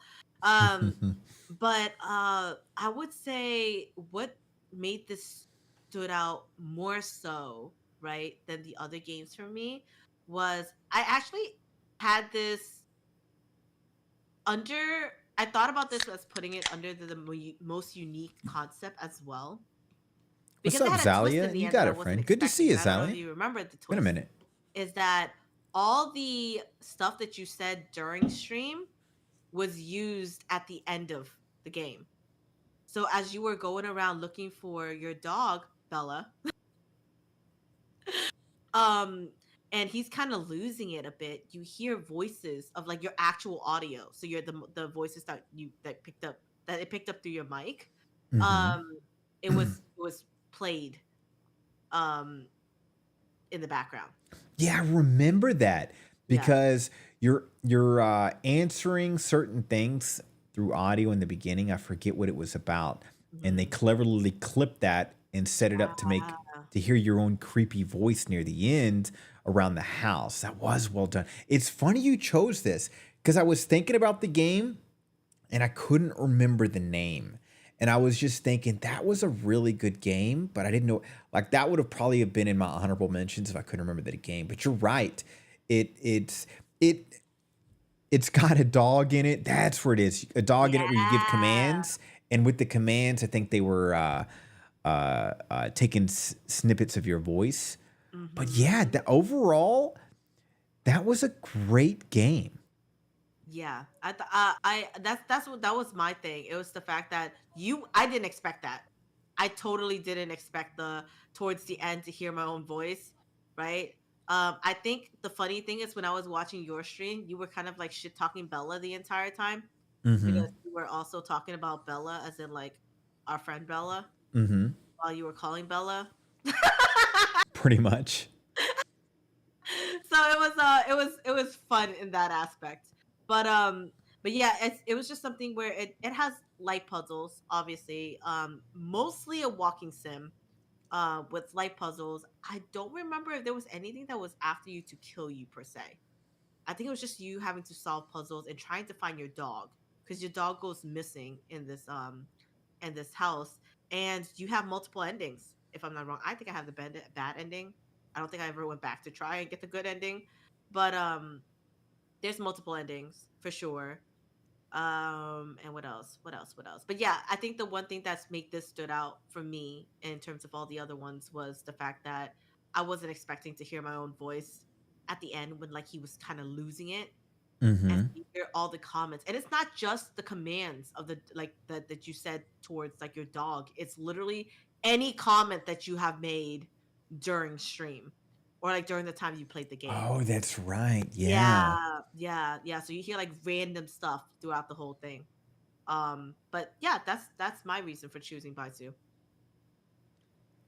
Um, yeah, again, I totally understand why you picked it. I forgot the name. It's so funny you found that because I was like, man, do we get that on our uh curator list? Because we should. I'll have to double check.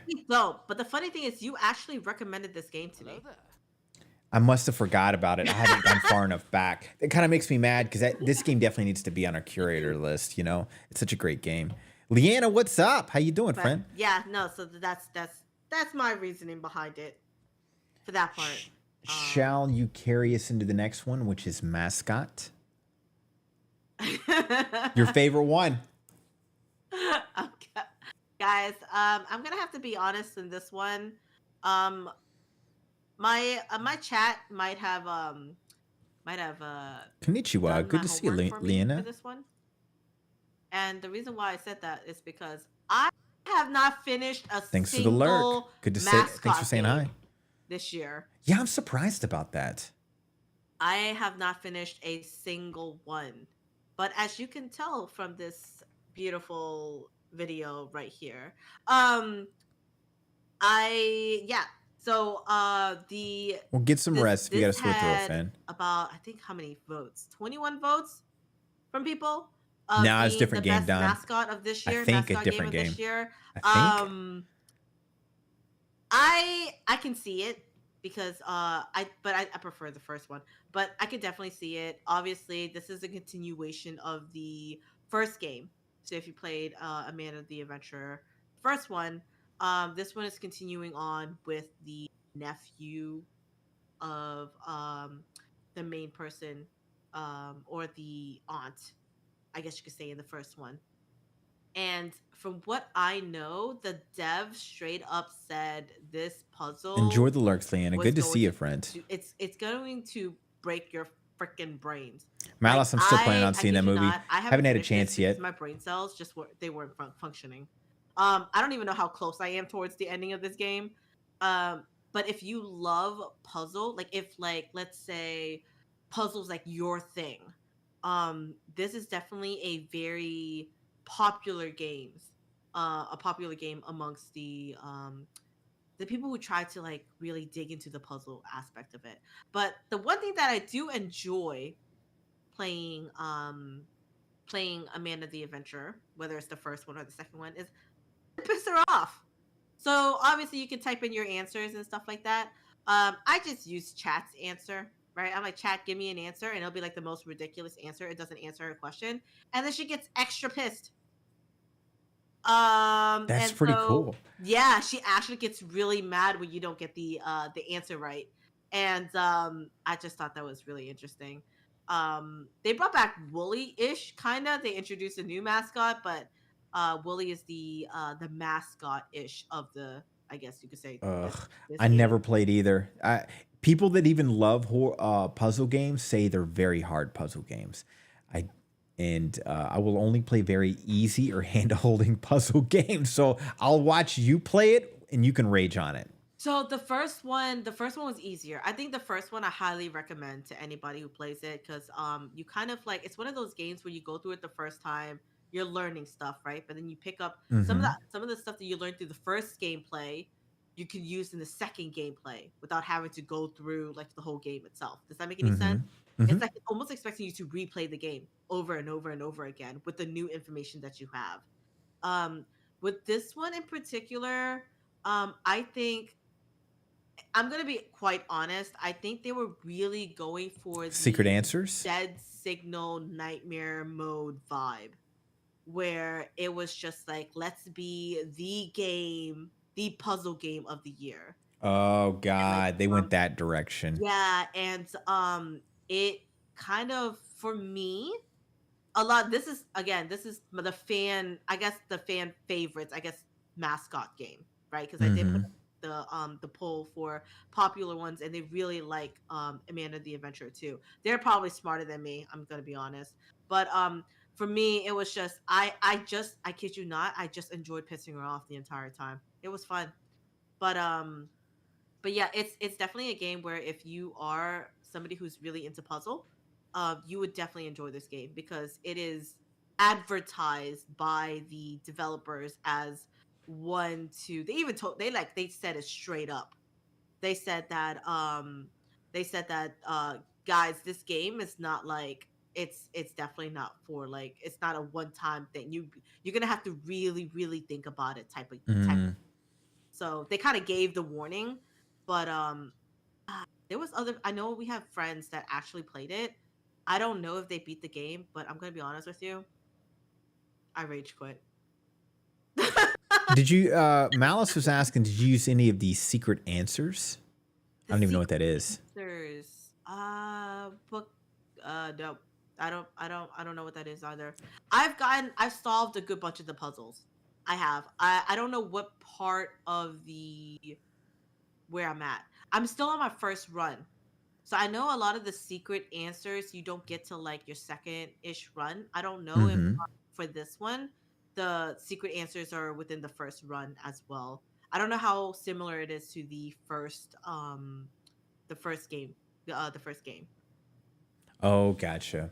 Gotcha, gotcha, gotcha. Yeah. But yeah, no, I barely Well, played. she I didn't didn't play it finish that any of my much. mask guys. I Hopefully that's a good enough tried answer for you, Indigo Mouse. Park. It's been sitting in my list. Haven't played it.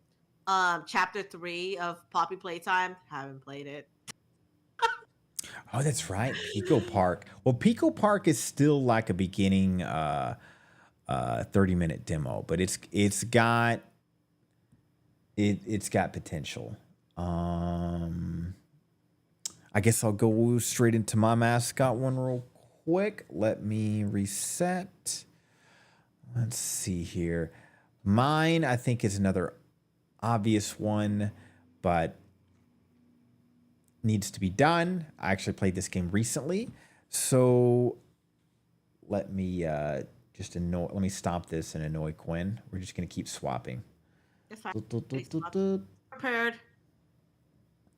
Uh, yeah, for mascot horror guys, mine was Finding Frankie. It was Finding Frankie is basically a combination of Poppy Playtime and Fall Guys, and they do a really good job of it. It stays intense. You can beat it in one playthrough. I think we did it in two. None of the puzzles are too hard once you understand. I know I got stuck in one part because with me in puzzles, and then I got stuck at the last part, understandably being the end of the game. But even with that, it was a fun game all the way through. I like the watching and remembering all the little obstacle courses, and I like how your characters are already dressed up as a certain character. I like the monsters, the vibe. I think this is a really, really good mascot game, and I'm curious on how they're gonna make more stories, because in a sense you've done all the maps in the game from what I can remember. I could be wrong, so I don't know if they're just gonna have you like play a different character going through a different, I don't know. But either way, even if this is a standalone game, fantastic game. And if you're in a mascot mood, you're gonna like it, especially if you like Fall Guys like games. Yeah, Quinn, maybe one of these days you'll give this game a shot. Oh, I would be terrible at it. If you It's ever see me rage quit, I would probably rage quit at this game. it's the controls are not super intuitive, but you'll get it down. It's not super hard. I mean, I was doing it with the mouse and keyboard, so uh, either way, I'm very curious. What is the next? Hold on, might as well just go straight into the next game. Most unique concept or Oh. creative or most unique. Mine, I don't even know if anybody remembers this game when I was playing it. It wasn't that long ago, but not many people were around. So, switch over. So, my unique concept of a game was Cryptmaster. And what was so fascinating about this game is it's a dungeon crawler where you're depending on your vocabulary to get through it. It's a very, very unique story. As you can see, beautiful graphics. And every step of the way is you trying to stretch your vocabulary skills and type things in, because everything is. You got to figure out your team's names, their skills. You have to guess what's in chests to get in the treasure chest with hints. Like there's puzzle elements. Typing certain skills as your attacks. It was just so creative and it was fun. This was a game I would recommend to anybody, and it's not scary. It's just a fun horror game. Yeah, I don't even know why I stopped playing this. Maybe because I beat it, but it was a fantastic game through and through. And I would suggest, if you want something a little different with some beautiful art and to test your typing and vocabulary skills, then Cryptmaster would be the Way to be. Uh, Quinn. It looks really interesting. I'm like looking at it now. I'm surprised you got these words spelled correctly though. Oh, I know. I was struggling. And similar to what you were saying, like chat was trolling with things to say. The devs prep for that too. So you could try to type in dumb or degenerate things and you will get responses from that. It's really Oh, clever. that's actually. Oh, I need to put Rest this on the away, list. Don. Thanks for the lurk, my friend. Yeah, it seems really interesting. But Yeah, add it to your list if you want. It honestly, it's a lot of fun. And it's probably a game you can beat in 5 hours, I would guess, or less. But is that your 5 hours? Is that my 5 hours? I would say, well, there's There's a puzzle elements. difference. You'll catch up. You'll catch up to me. There is a difference. Okay, Yokai's 5 hours is like Quinn's 10 hours. Okay, just saying. I Just hope very they quick. continue this universe, though. It's such a really, really good game. And I'm a little sad because certain games, when they come out certain times of the year, you kind of forget about them. And I felt like this game was already forgotten about. And it's so creative. I feel like they didn't give it a fair shot. It's everything about it's done so well. But yeah, what's your unique character? Unique character. Creative, unique concept. I can't use words. It's okay. I can't words either. Let me see if I can find it. Let's see. Discord. Let me put you back up here. Oh, I don't have a. Okay, it's. I guess it's not popular enough to be on um on YouTube. I ran Apparently. into that with others. That's why I have Steam tabs. Yeah, that's why I have Steam tabs too. Okay. Let's see. Mm, Okay. Mine was I am sorry. And I would like to meet you to that. Thank you. Um, Mine is I am sorry. So I am sorry is about you working as a janitor in this house, right? And so you have like a checklist. So you're going into it not really knowing what's going on because you're thinking, oh, you're just a janitor doing your thing, right? So you're probably wondering what's unique about this game. Well, here's the unique part. Um, it kicks you out of the game. So the first time you do your job, right, everything is gone through, and then it kicks you out. Like literally, it says there's an error, uh, end game or something like that. Like it says something about error end game. So at first I was looking at that, I was like, no way, did I break the game? Because I break games all the time, guys. That's the thing. And then I was like, no. I'm back on. And then I put it back on only to realize that that was what the dev wanted you to do. And so when you do that, it brings you to a second day. So it's almost like you're repeating the day, but different things are happening. And then when you play further in, it says so all of these. So they do have like downloaded files onto your computer, but it's all on your desktop. So I think Yokai played this, right? I think you played this. I Um, played it 2 weeks ago, I think. A week ago. Yeah.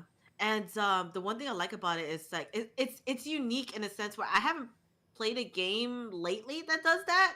I mean, like as without like completely, absolutely doxing you in the process. You know what I mean? Um, Mm-hmm. and I just thought it was interesting, and you can have multiple ending.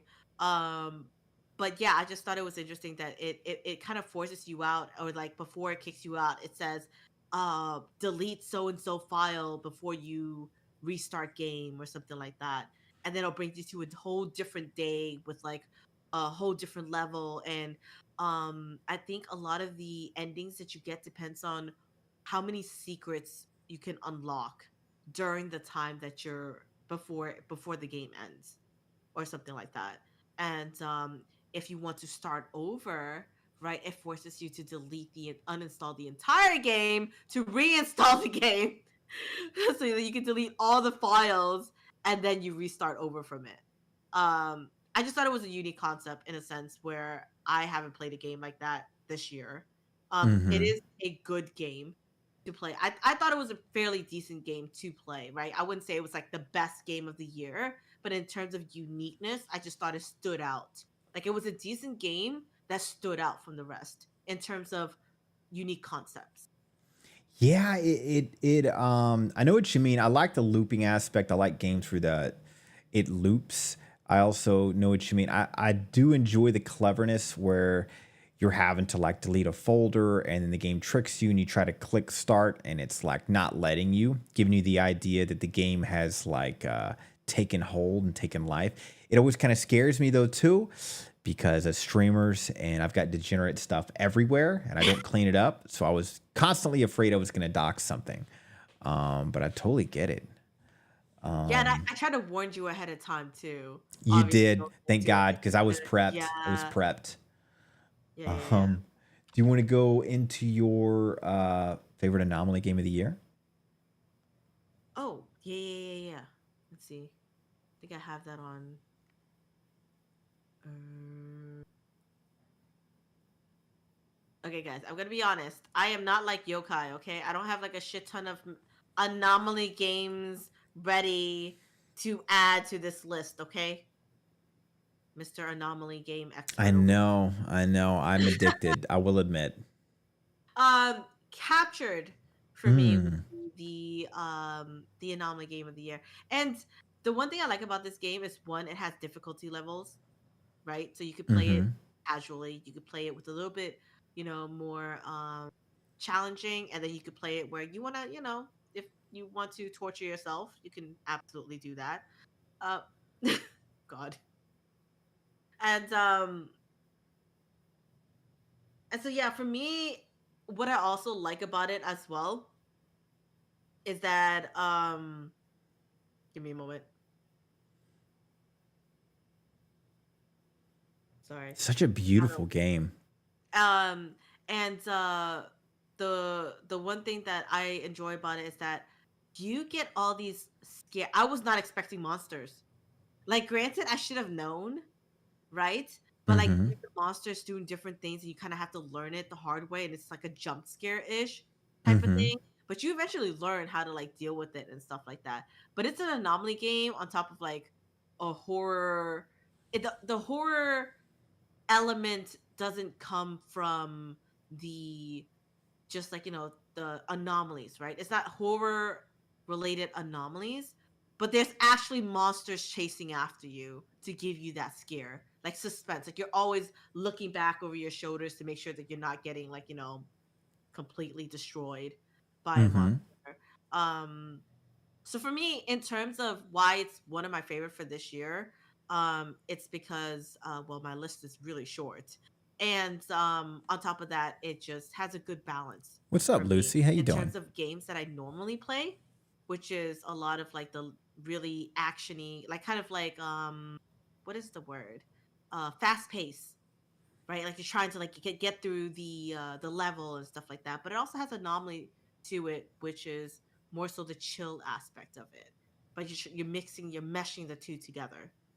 God, And then the but you're graphics right. are really nice. You're right though. This game is so beautiful. I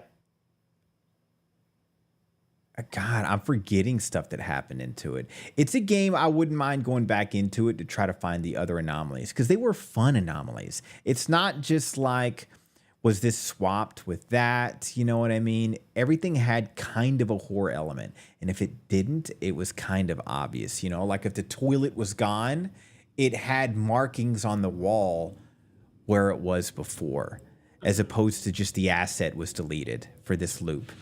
And yeah, I really enjoyed this game too. I'm surprised it came out so recently as well. And uh, I know what you mean. The monsters in it definitely added to it. I think I had an easier time with you because of patches, honestly. I was able to use the doors as like leverage, and I don't think you were able to. Oh yeah, So, no, I was struggling. I was struggling with the doors. I don't know how many times I died due to the fact that I couldn't close the door correctly. oh, yeah, but great game. You're absolutely right. This is a fantastic anomaly game that came out not too long ago. Yeah, very recent. I tried to choose between like, when I was doing my list, I really went far back into the year as I can, like in the beginning of the year. And Mm-hmm. For anomaly wise, this just had to be the game that stuck out for the year for me. So that's why I went. Mm. Hmm. Um, I don't blame you. It actually makes me want to replay it, especially with the monsters. Let's see here. Shall I go to my favorite anomaly of the year? Where's my mouse at? Let's see here. Uh,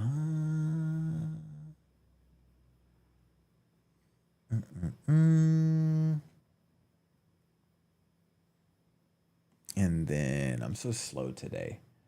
I felt like we should have had background noise, but if we're gonna have somebody clip these reviews, I think it's a lot harder for them to edit out the music. Oh, they can always put it in. Just give them the clip. They'll do it.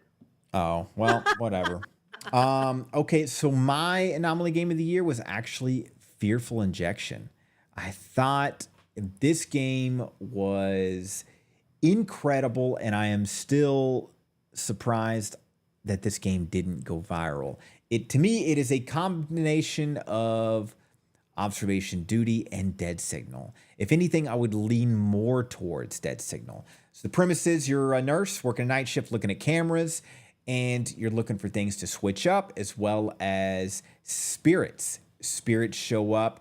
If it's evil, you have to figure that out if it's evil. Once you figure that out, you either exorcise it, or if it's a good one, then you got to figure out what item it needs that you happen to have in storage to send it to the next path. You also have to watch your back because there's monster or evil spirits in the area that might take you out. And then if you don't get enough anomalies in time, you have to play a game with the breaker lights before the monsters get you, because basically it gets too cold and dark. But it is a very intense game. It's one of the few games where I replayed over and over because I wanted the endings to get the whole story. I really love this game. I hope more anomaly games are like this. It's just, God, it's scary. It has all the intense elements. You're not going to be falling asleep if you're playing this game. You're going to be holding your breath. Well done to whoever the devs are. I hope to see more anomaly games like this. And Quinn, why have you not played this anomaly game? It's on my list. Your list is building, Quinn. You're getting behind. Okay, you're one to talk. Okay, I distinctly remember somebody saying I have a list of like 30 something games. Push-ups, get out of here. No, does that not sound familiar? No, I don't know what you're talking about, Yeah, Quinn. So I don't want to hear from you. But no, this is definitely one of the games. I still have it installed. It's one of the games where I've been like uninstalling games so that I can install new games. And Fearful Injection is one of the games that I still have installed because I am very interested in playing the game. Yeah, I know. And it's funny. I know the dev is a viewer of a horse streamer called Insim, who is a huge anomaly streamer. He plays a lot of Phasmo, but he's big on anomaly games. And apparently his viewer made it for Insim to play or something like that. And that's how I figured out who that guy was, because I got stuck. What a surprise. I wanted the alternate ending. But I think it's my turn to go to the next. Yeah, because you said your anomaly one. So we're going to go to, viewer favorites, which this one is shared. This one is shared, yes. Would you like to go over this one for everybody? Because I think everybody in your chat already knows which one this is. Yeah. Do you want me to put up the video? Yeah, go for it. Okay, hold on. Let me get that ready. Actually, let me do the same. I've got it set up like I'm going to say it. Okay, let me put everything back in order. Let's see. Put yokai up on stream. Okay, guys, this is not a surprising one, and it shouldn't be a surprising one for anybody. Mouthwashing was the viewers' favorite for both. It seems like for both of our stream. It was the most commonly brought up. Yeah, it was, 100%. It was. And I think I did the voting thing as well, the poll, and it seems like it was pretty there was a pretty big large gap between this one and all the other games. Yeah, I really enjoy this game. I Okay, if it wasn't for the fact that this was a viewer's favorite, I would have probably put it as a personal favorite. Um really. yeah, I really like the psychological portion of it. It's one of those things that how should I put this? It doesn't have the jump scares, right? It's not going for the jump scare. Everything is the psychological portion of it, and it keeps you guessing. I Mm-hmm. think that's the one thing that I really enjoyed about this game. You're constantly guessing what happened. Like what's going on? Why is Swansea behaving the way that he's behaving? Why is Jimmy acting like the way that he's? What really happened? Right? It's pretty much the discussion. And then obviously it talks about I feel like it talks about things that most people can relate to in a sense. Um right? Like for example, every one of the characters have their issues. Um and feel free to interrupt me if I'm like yapping too much. But for No, you're good. example, and to anybody, spoiler alert to anybody who wants to play this game, this is just my little thing on it. For example, for Swansea, his character he's an alcoholic, trying obviously sober. Um, he's very harsh, right, when it comes to work. He's very strict, follow by the rules type. Um, and he just wants to get his job done, right, kind of thing. And his little and then you have Daisuke, who is his little assistant trainee person and stuff like that. And it's one of those things where he's new, he's trying to figure out what he wants to do in life and all that stuff, right? And he's young, he's the youngest member.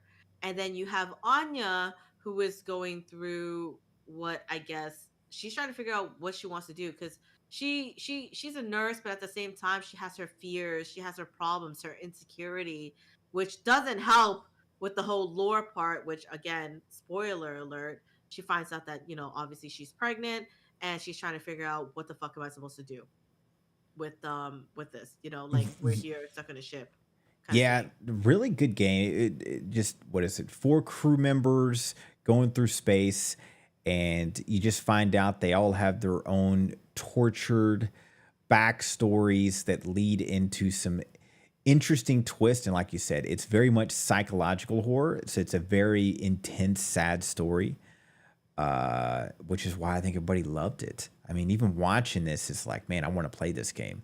Really good trailer. All We can all agree that we all hate Jimmy. I'm just saying, we all hate Jimmy. I hate Jimmy. True, true, true.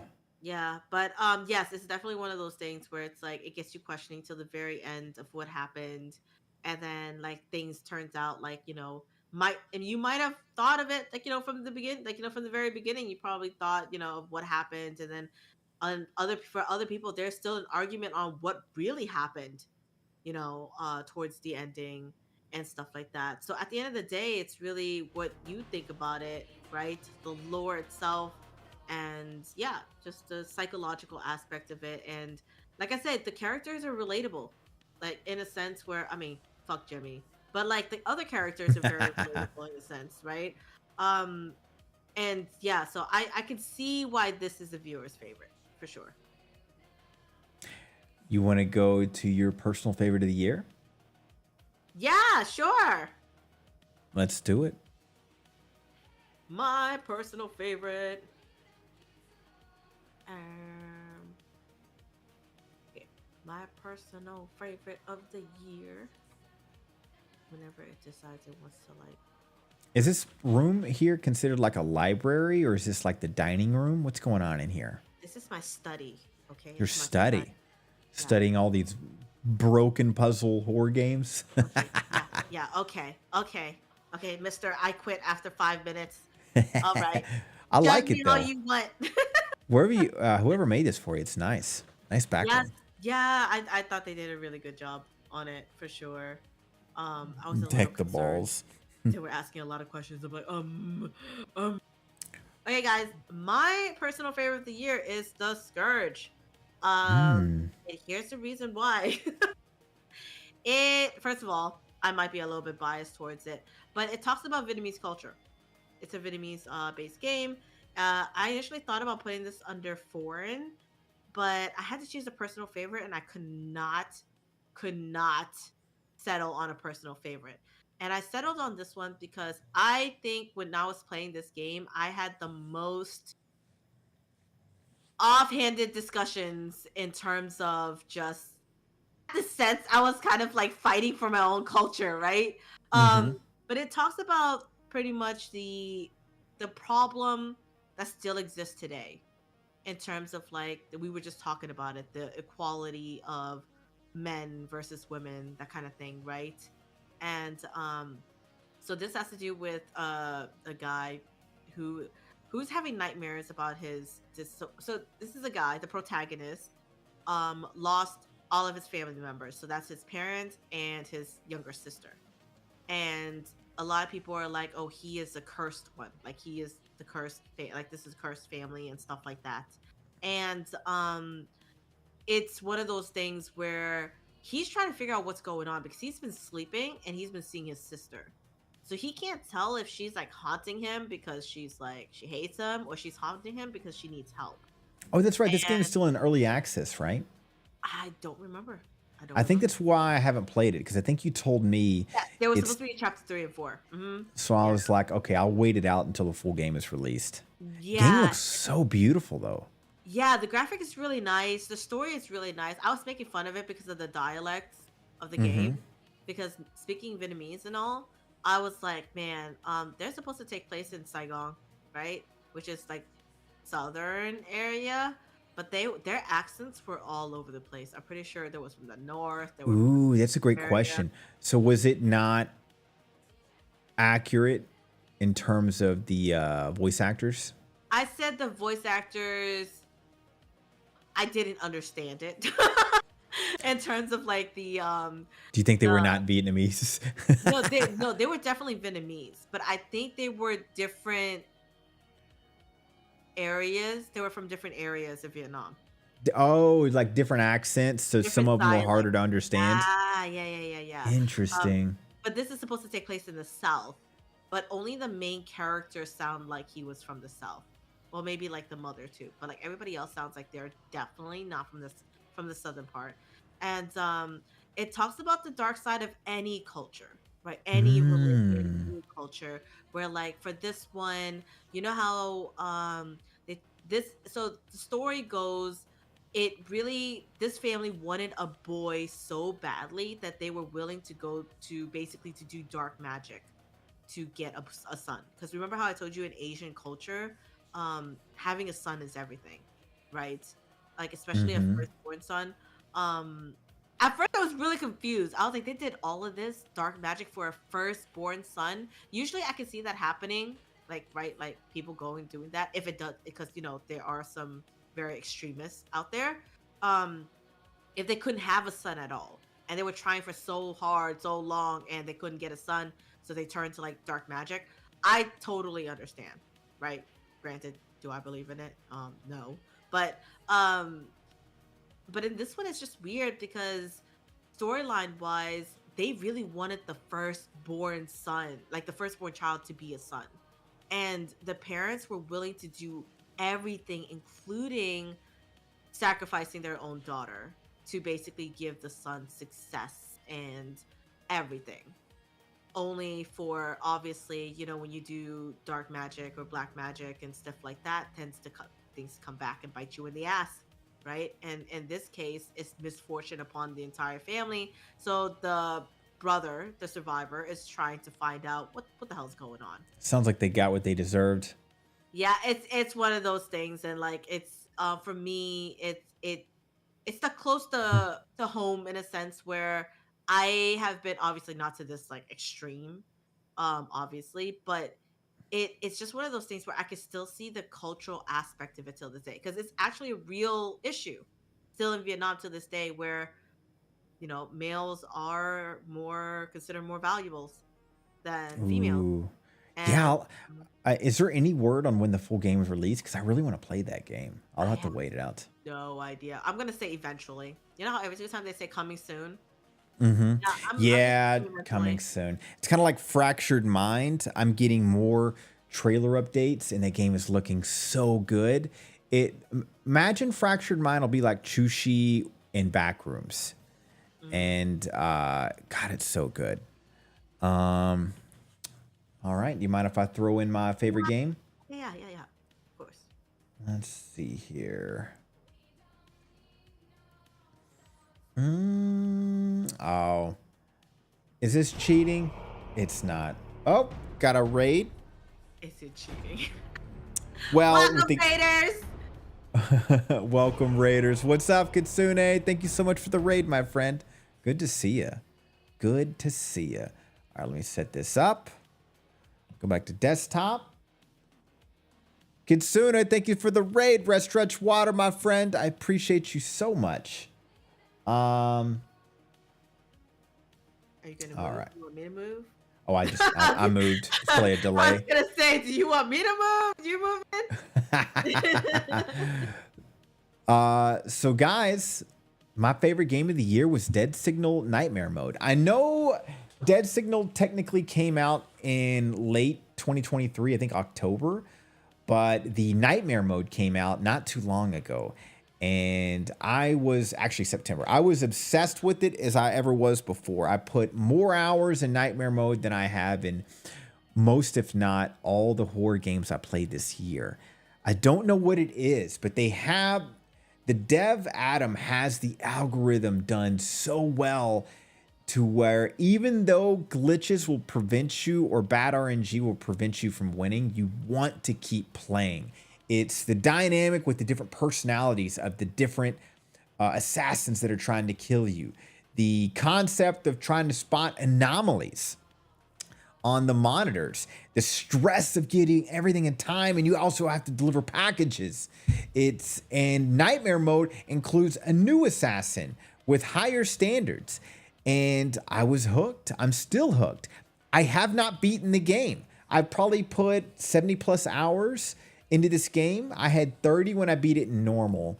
And I think I'm up to 70 plus, and I still have not beat Nightmare Mode. So it will be a goal to get back into at some point and hopefully beat it. But yeah, this is my personal favorite last year, and this year Nightmare Mode was my personal favorite this year. I still think about this game. That's how much it means to me, despite all the headaches. So yeah, that's my game, Quinn. So Quinn, when are you gonna beat it, by the way? I didn't even think about this game. I'm not gonna lie. It is It Queasy. That's definitely pretty is one of my wild. favorite. I think I put so much hours into it Thanks for being this year obsessed, for watching me alone play it. I appreciate in it. terms of just trying to beat the goddamn game. What's up, Um, Maximilian? And what's up, I think Froskasuna? Thanks again for the raid. I was two anomalies away from beating the game. Two anomalies, two reports. I remember you I was saying that. two reports away from beating the game, and I kid you not, I wanted to flip my desk so hard. You know what makes me Um, want to flip my desk? My most popular clip of the year was me clipping the glitch in this game. And anybody that doesn't play this game, or even people that do, will not understand the video because there's no context to it. I clipped it as an example on my complaints, hoping they could fix it. Mine too. My most popular clip this year was literally the one where I got fucked over by Del Falco. Oh, because you were running down the hallway and the other one Yeah, spawned. yes. Mm-hmm. But yeah, no, that was yeah, and I even asked and somebody, so I put that in the discussion for the game, and then somebody responded with, "What did you do to piss Adam off?" I know. Yours is more of that is a legit glitch you can't get around. When I would share mine, people were like, "Yeah, that's just the name of the game. That's just it." Because I had other people comment because I put it in discussions, and one was kind of like, "That's just the way it is," and another person was like, "I have the same issues." Because my main issue was I would get sniped out of the elevator because the sniper spawned in the apartment. And what's frustrating about that is I even showed in the clip, you don't see him in the apartment. But the glitch happens is somehow he still spawns even though you're waiting on the elevator, and it screwed me over. And the only legit glitch though, like I don't know if you want to call that bad RNG, I'd call it a glitch. But legit like yours was I was on the roof where I had to turn around and count to 10 and Lucas sniped me.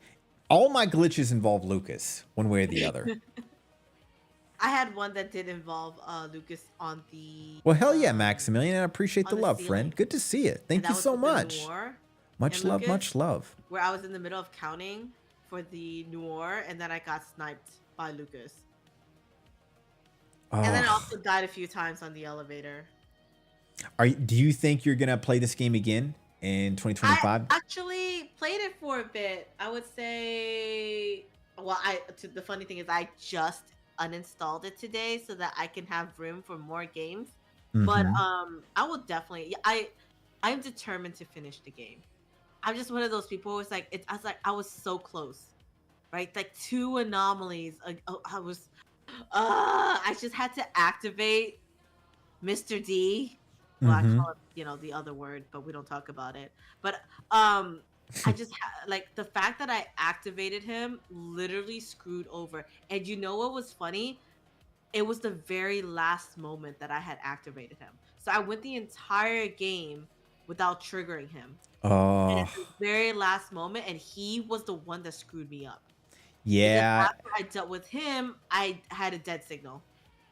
Honestly, I've got a lot of petty thoughts about this. Like when I watch people speed run this, and the ones that beat it early off, they were game testers. There was one bragging about it. Remember that? There was one that would pop in and they were a game tester. And they were just going lightning fast through the anomalies. And I'm like, that's not, that's like, maybe this is me being petty, but that's like working out with steroids and then bragging about how jacked you are.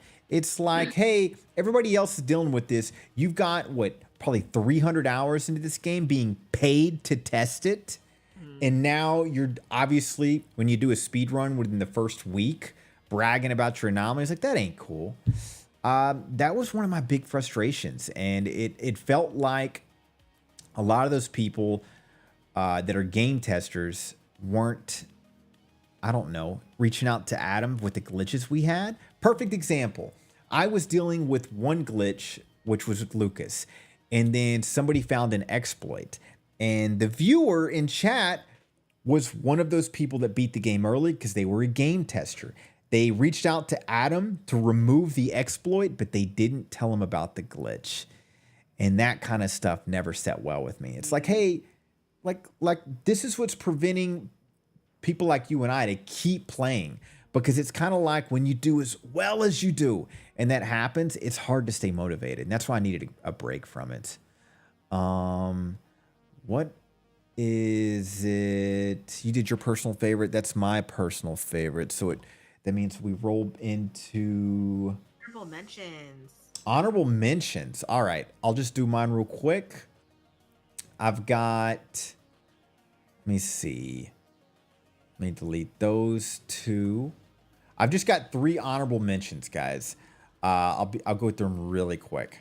So this was an anomaly game I wanted to bring up, but the main one would is Hangar 8. And I know for a fact it's done by one dev who actively updates it. And what really sold me on this anomaly game is there's an actual story, beginning, middle, and end. And like you understand why you're there, you learn the lore of the spaceship while you're there, and you actually have an ending when you finish. And 90% of anomaly games is you're just thrown in the loop and that's it. And most of the anomalies are pure horror related, which is what I prefer. If you're just going to be like Observation Duty 8 and swap up some silverware or something like that, or make a trash can disappear, that gets old. This one stuck to the horror, stuck to the theme. I was really impressed. And I've even thought about, I'm probably going to replay this one again this year, or 2025. I'll probably hit up the dev to see if he's got any new updates. Because all in all, is it the best graphics? No, but the story and the way the Anomaly game was done is why I thought it's definitely an honorable mention. The other ones, let me get rid of that real quick. I got to do this the crappy way. I think you love this game too, Quinn. It's Fork Road. It's another looping game, but literally the entire game, it's the dev created the game just to troll the gamer. Yeah, that was on my list too. Yeah, because it was fun, and it wasn't just like lame trolling, it was clever trolling, and it was done so clever. He was able to guide you, he or she or whomever or them, I don't know how many people did this, where the dev knew you were going to do a certain action, and they knew how to troll you on it. And I loved it. I mean, it's literally just a 30-minute game, and absolute blast. Like, I hope to see more games like that. I don't know how hard it is to make a short game like that, but 100% honorable mention. And then the last one would be a more recent horror, more like a walking sim, kinda, as well as more story driven. What really sold me into this is the Insanity. And the premise is simple. It's the 90s. You go into a hotel and the world goes to hell, basically. And you're just trying to survive in the hotel and get through. And the way they wrote the story was so unique. And the character development was actually good. Like, it's one of those games where when you start playing it, like I'm like the Insanity. I was like, okay, this is going to be a silly game. No, it's very serious, actually good, creepy moments, good story. Great game all the way through. This was by far one of my favorite games of the year. If I wouldn't have chose Dead Signal for personal favorite, it would have been this one. I absolutely loved it. When I say we just jump right over to you, friend. I wasn't like prepared like you were. Yeah, no worries. In terms of like having all of that ready and everything like that. But listen, I can talk about it. Okay, I can talk about it. I'm just gonna block my little chibi area. Okay. So mine was Fork Road was definitely on there. Um and if I need to bring this up for people, Still Wakes the Deep is also on there, right? Okay. A good game overall. I couldn't Mm-hmm. put it into one. Another honorable mention one that in terms of foreign that I couldn't really fit in was The Bridge Curse 2. And it was better than the first game, in my opinion. It was easier to play, but the storyline, the backstory to it was a bit creepier too, because they did kind of like using kind of like a reference of a true crime event that actually happened, and they recreated it to kind of like more of like the paranormal, because when that true crime event happened, a lot of people were kind of leaning towards paranormal stuff, so they kind of used it for like almost like the base of the game, which I thought was really interesting. Overall, very good. The other two that I have Fuck You Witch was an honorable mention. I thought it was fun, guys. Listen, it's not something you take seriously. It's definitely something that it's the one thing, it's also unique in a sense where it actually forces you to say these Russian words, like cuss words, just to get this witch off of you, right? And Yokai was the one that got me into it. He was like teasing me the entire time because I was like whispering whatever. Yeah, it was hilarious where you actually have to try to scream at them in Russian. And I forgot about that game. I sent that to so many friends because that would have rivaled the unique concept with Cryptmaster, because it was just such a unique play on a horror game, but it was just a comedy horror game. I guess if we had a funny category, that would definitely have taken that. I agree. It's a fun game. It's a fun vibe the entire time. It is obviously horror because you're getting chased by like a witch and something's trying to kill you. But yeah, just the concept of it is really really fun, really unique. Another honorable mention I had was Observe and Report. And the reason why I had this one on the list because it was the first one in terms of Anomaly that I thought it was interesting that you could compete with other people. Like you could play it as a co-op, or you could compete with other people. If you remember that one, that's the one Hmm. where it was you versus me and Sharky, and we still That lost. was that was a lot of fun. I wish they made more games like that. I Yeah, enjoy stuff like that. yeah, and I thought that was really interesting in a sense where it's like I don't think I've seen another What's it in about, terms of like Malice? Anomaly where you can compete with other people like that. Um, and I thought it's really interesting because you could play it as co-op if you want to, right? Because I think you did that with who was it that you Rabbit? Was it Rabbit? Who was it that you or was it Mira? You did a co-op version and then you did the the verses. Oh, I was turning it into like multiplayer anomaly collabs. I was testing that theory out. I done it with a couple of different people, and I just haven't kept doing it because I feel like uh Same map yeah. so far. Yeah, but Hmm. I thought it was honorable mention because I felt like it was a fun game, right? It's an anomaly game. But at the same time it was very unique, especially for I haven't seen one like it yet, right? Cuz we know that once a trend starts, it's going to start and other people are going to follow. But I really do hope that this is one of Oh, the you trends like that, that? That kind of recent game? gets more I didn't into think it because I anybody think liked having like that. a little I thought it competition was with a anomaly really games is clever actually game. I'm pretty glad you fun, liked it too, Malice. especially of how we played it, where like we deafened like during chat and like tried to play it and stuff like that. I can't believe I still fucking lost, but I Yeah, and came up. you know Go what's ahead. something I remember? It just brought up a memory was the main thing chat was asking for at the time because when we would mute and deafen, Hmm. they would have preferred it if we didn't, so they could hear the banter back and forth. Because they said that kind of took out the element that made them want to just jump streams as opposed to watching both. Ah, Um, I see. I see. um, which reminds me, we need to start actually doing collabs now where we combine chats. Because you know the new thing they did, right? So Hmm. now when you collab with somebody, like we right now, they would add our numbers together. And that's also added into your analytics in terms of partnership too. Oh, I didn't know So that. Mhm. yeah, so it would have said on your stream, it would have said Quinn +1, Mhm. and it would have been our numbers combined. And it helps on the discoverability side.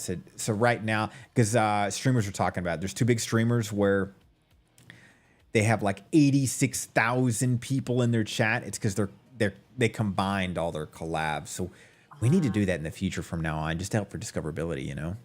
yeah, yeah, but with this one we kind of rushed it a bit, in It terms of was like I your I ability. that's my fault. I purposely just wanted this to be casual. Nothing professional. I was like, should we have it to where every slide pops up and it goes action and then story and a little sound in the background and a little rehearsed speech? I was like, nah, let's just talk about each one and then see if they can clip it. Yeah, so what I'm gonna do in terms of like clipping it is I'm gonna send my editor. Yes, guys, I'm fancy. I have an editor. The videos that I use as samples, like the trailer, and then that way he could just match it up with the background in terms of sound and stuff like that, and just have it playing in the background without over doing too much of the voice. In case you were wondering what I was gonna do, but I was gonna tell you that after stream anyway. So there's that, in case that's what you want to do, or you could just keep it quiet and add some like light music or whatever it is. But yeah, I thought overall this was a good idea. I think if we decide to do this a monthly thing, because it's really hard, right? Because sometimes there's some stuff that comes out in January, but by like the end of the year you forget about it. Yeah, if we do a monthly instead of categories, we could do that once a year. But monthly, Yeah, we could just do like the games we liked of the month kind of a yeah, thing. That yeah. would honestly that would be fun anyways because I just like talking about games. Speaking of which, is there any game you're looking forward to playing in 2025? Look that far into it, I'm not gonna lie to you because I have so many games that I still need to play.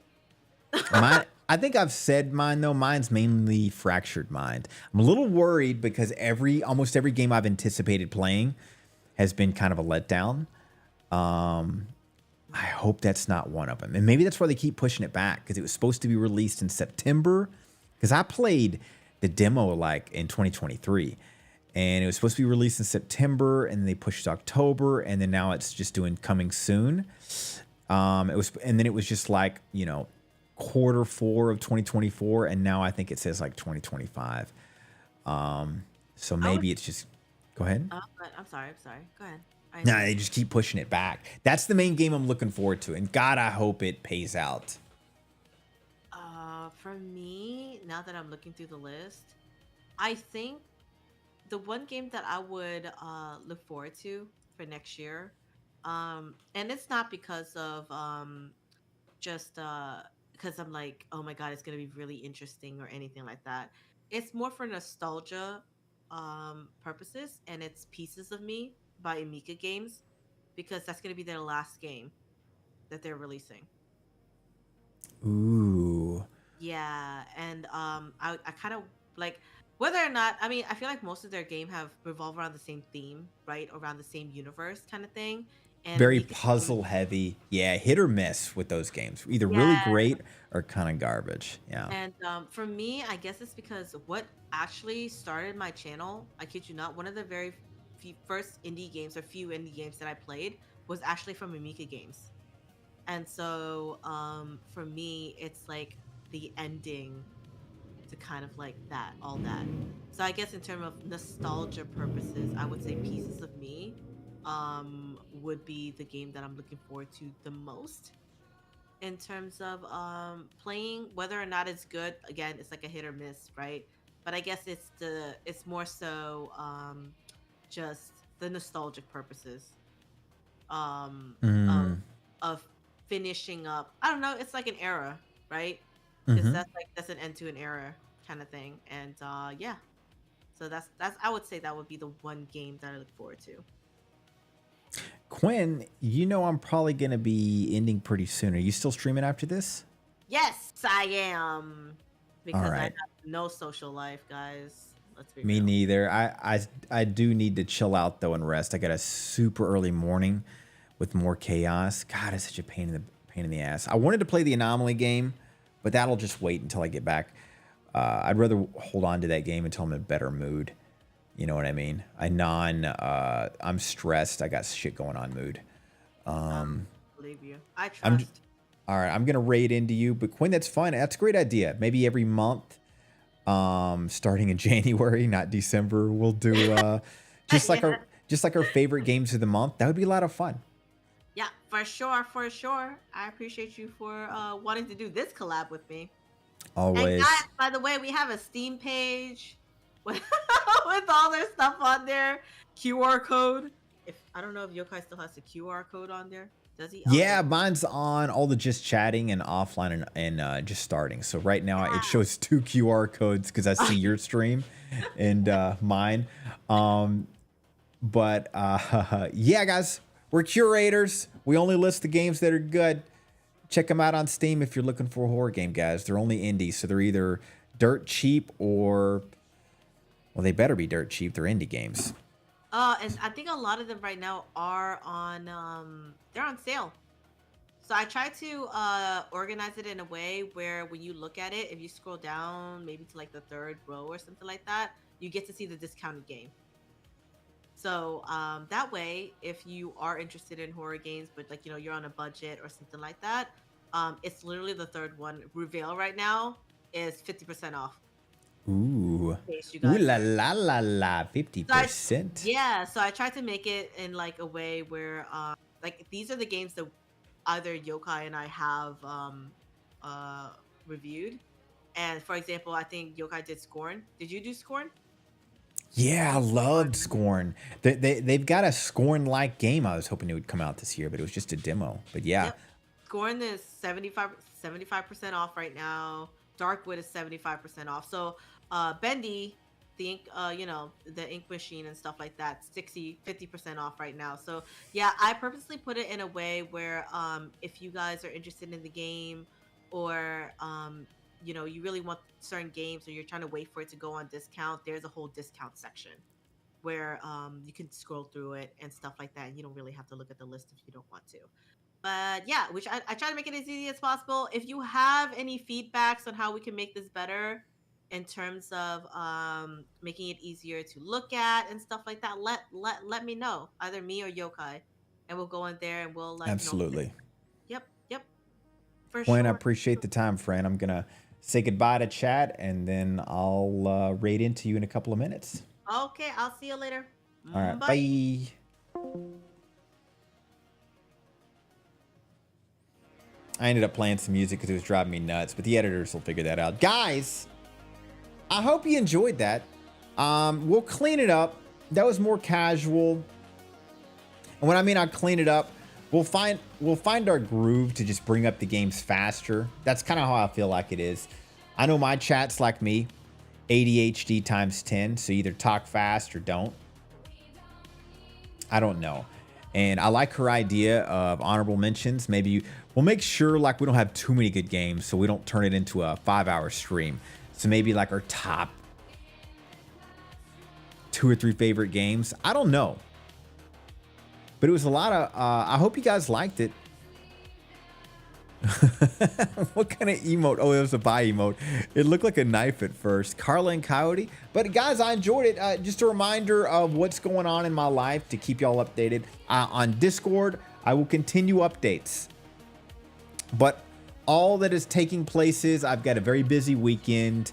Either Monday night or the Zero Dark Hours of Tuesday morning, Scruffs and I will start our adventure. And we should arrive at my destination on the 18th, internet on the 19th, realistically, probably back in streaming schedule on the 20th. There are so many games that are coming out that I really want to play, and I want to wait to stream to play it. So hopefully I'll see you guys when I get back. Hey, and if not, no worries. At the end of the day, I'm just a form of entertainment for you to pass the time for the evening. But I appreciate each and every one of y'all that was hanging out, and hopefully you got something out of that. Guys, let's raid in to Quinn's stream. Don't pop in, raid in. You get free redeem points when you do that. You know what I'm saying?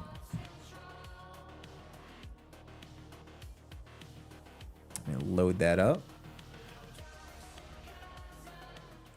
Yeah, I appreciate you guys. Arctic, Chimera, Coyote, Carla, Malice, Maximilian, Queasy, Frost Kitsune, Don, Lucy, Leanna, Xylia, Eden, Blitz. Hey. Anyone and everyone. I will hopefully see you guys. If you don't hear from me in Discord, hopefully you'll see me pop it up on the 20th, and we'll be back into the groove of things. Appreciate you guys. See you on the flip.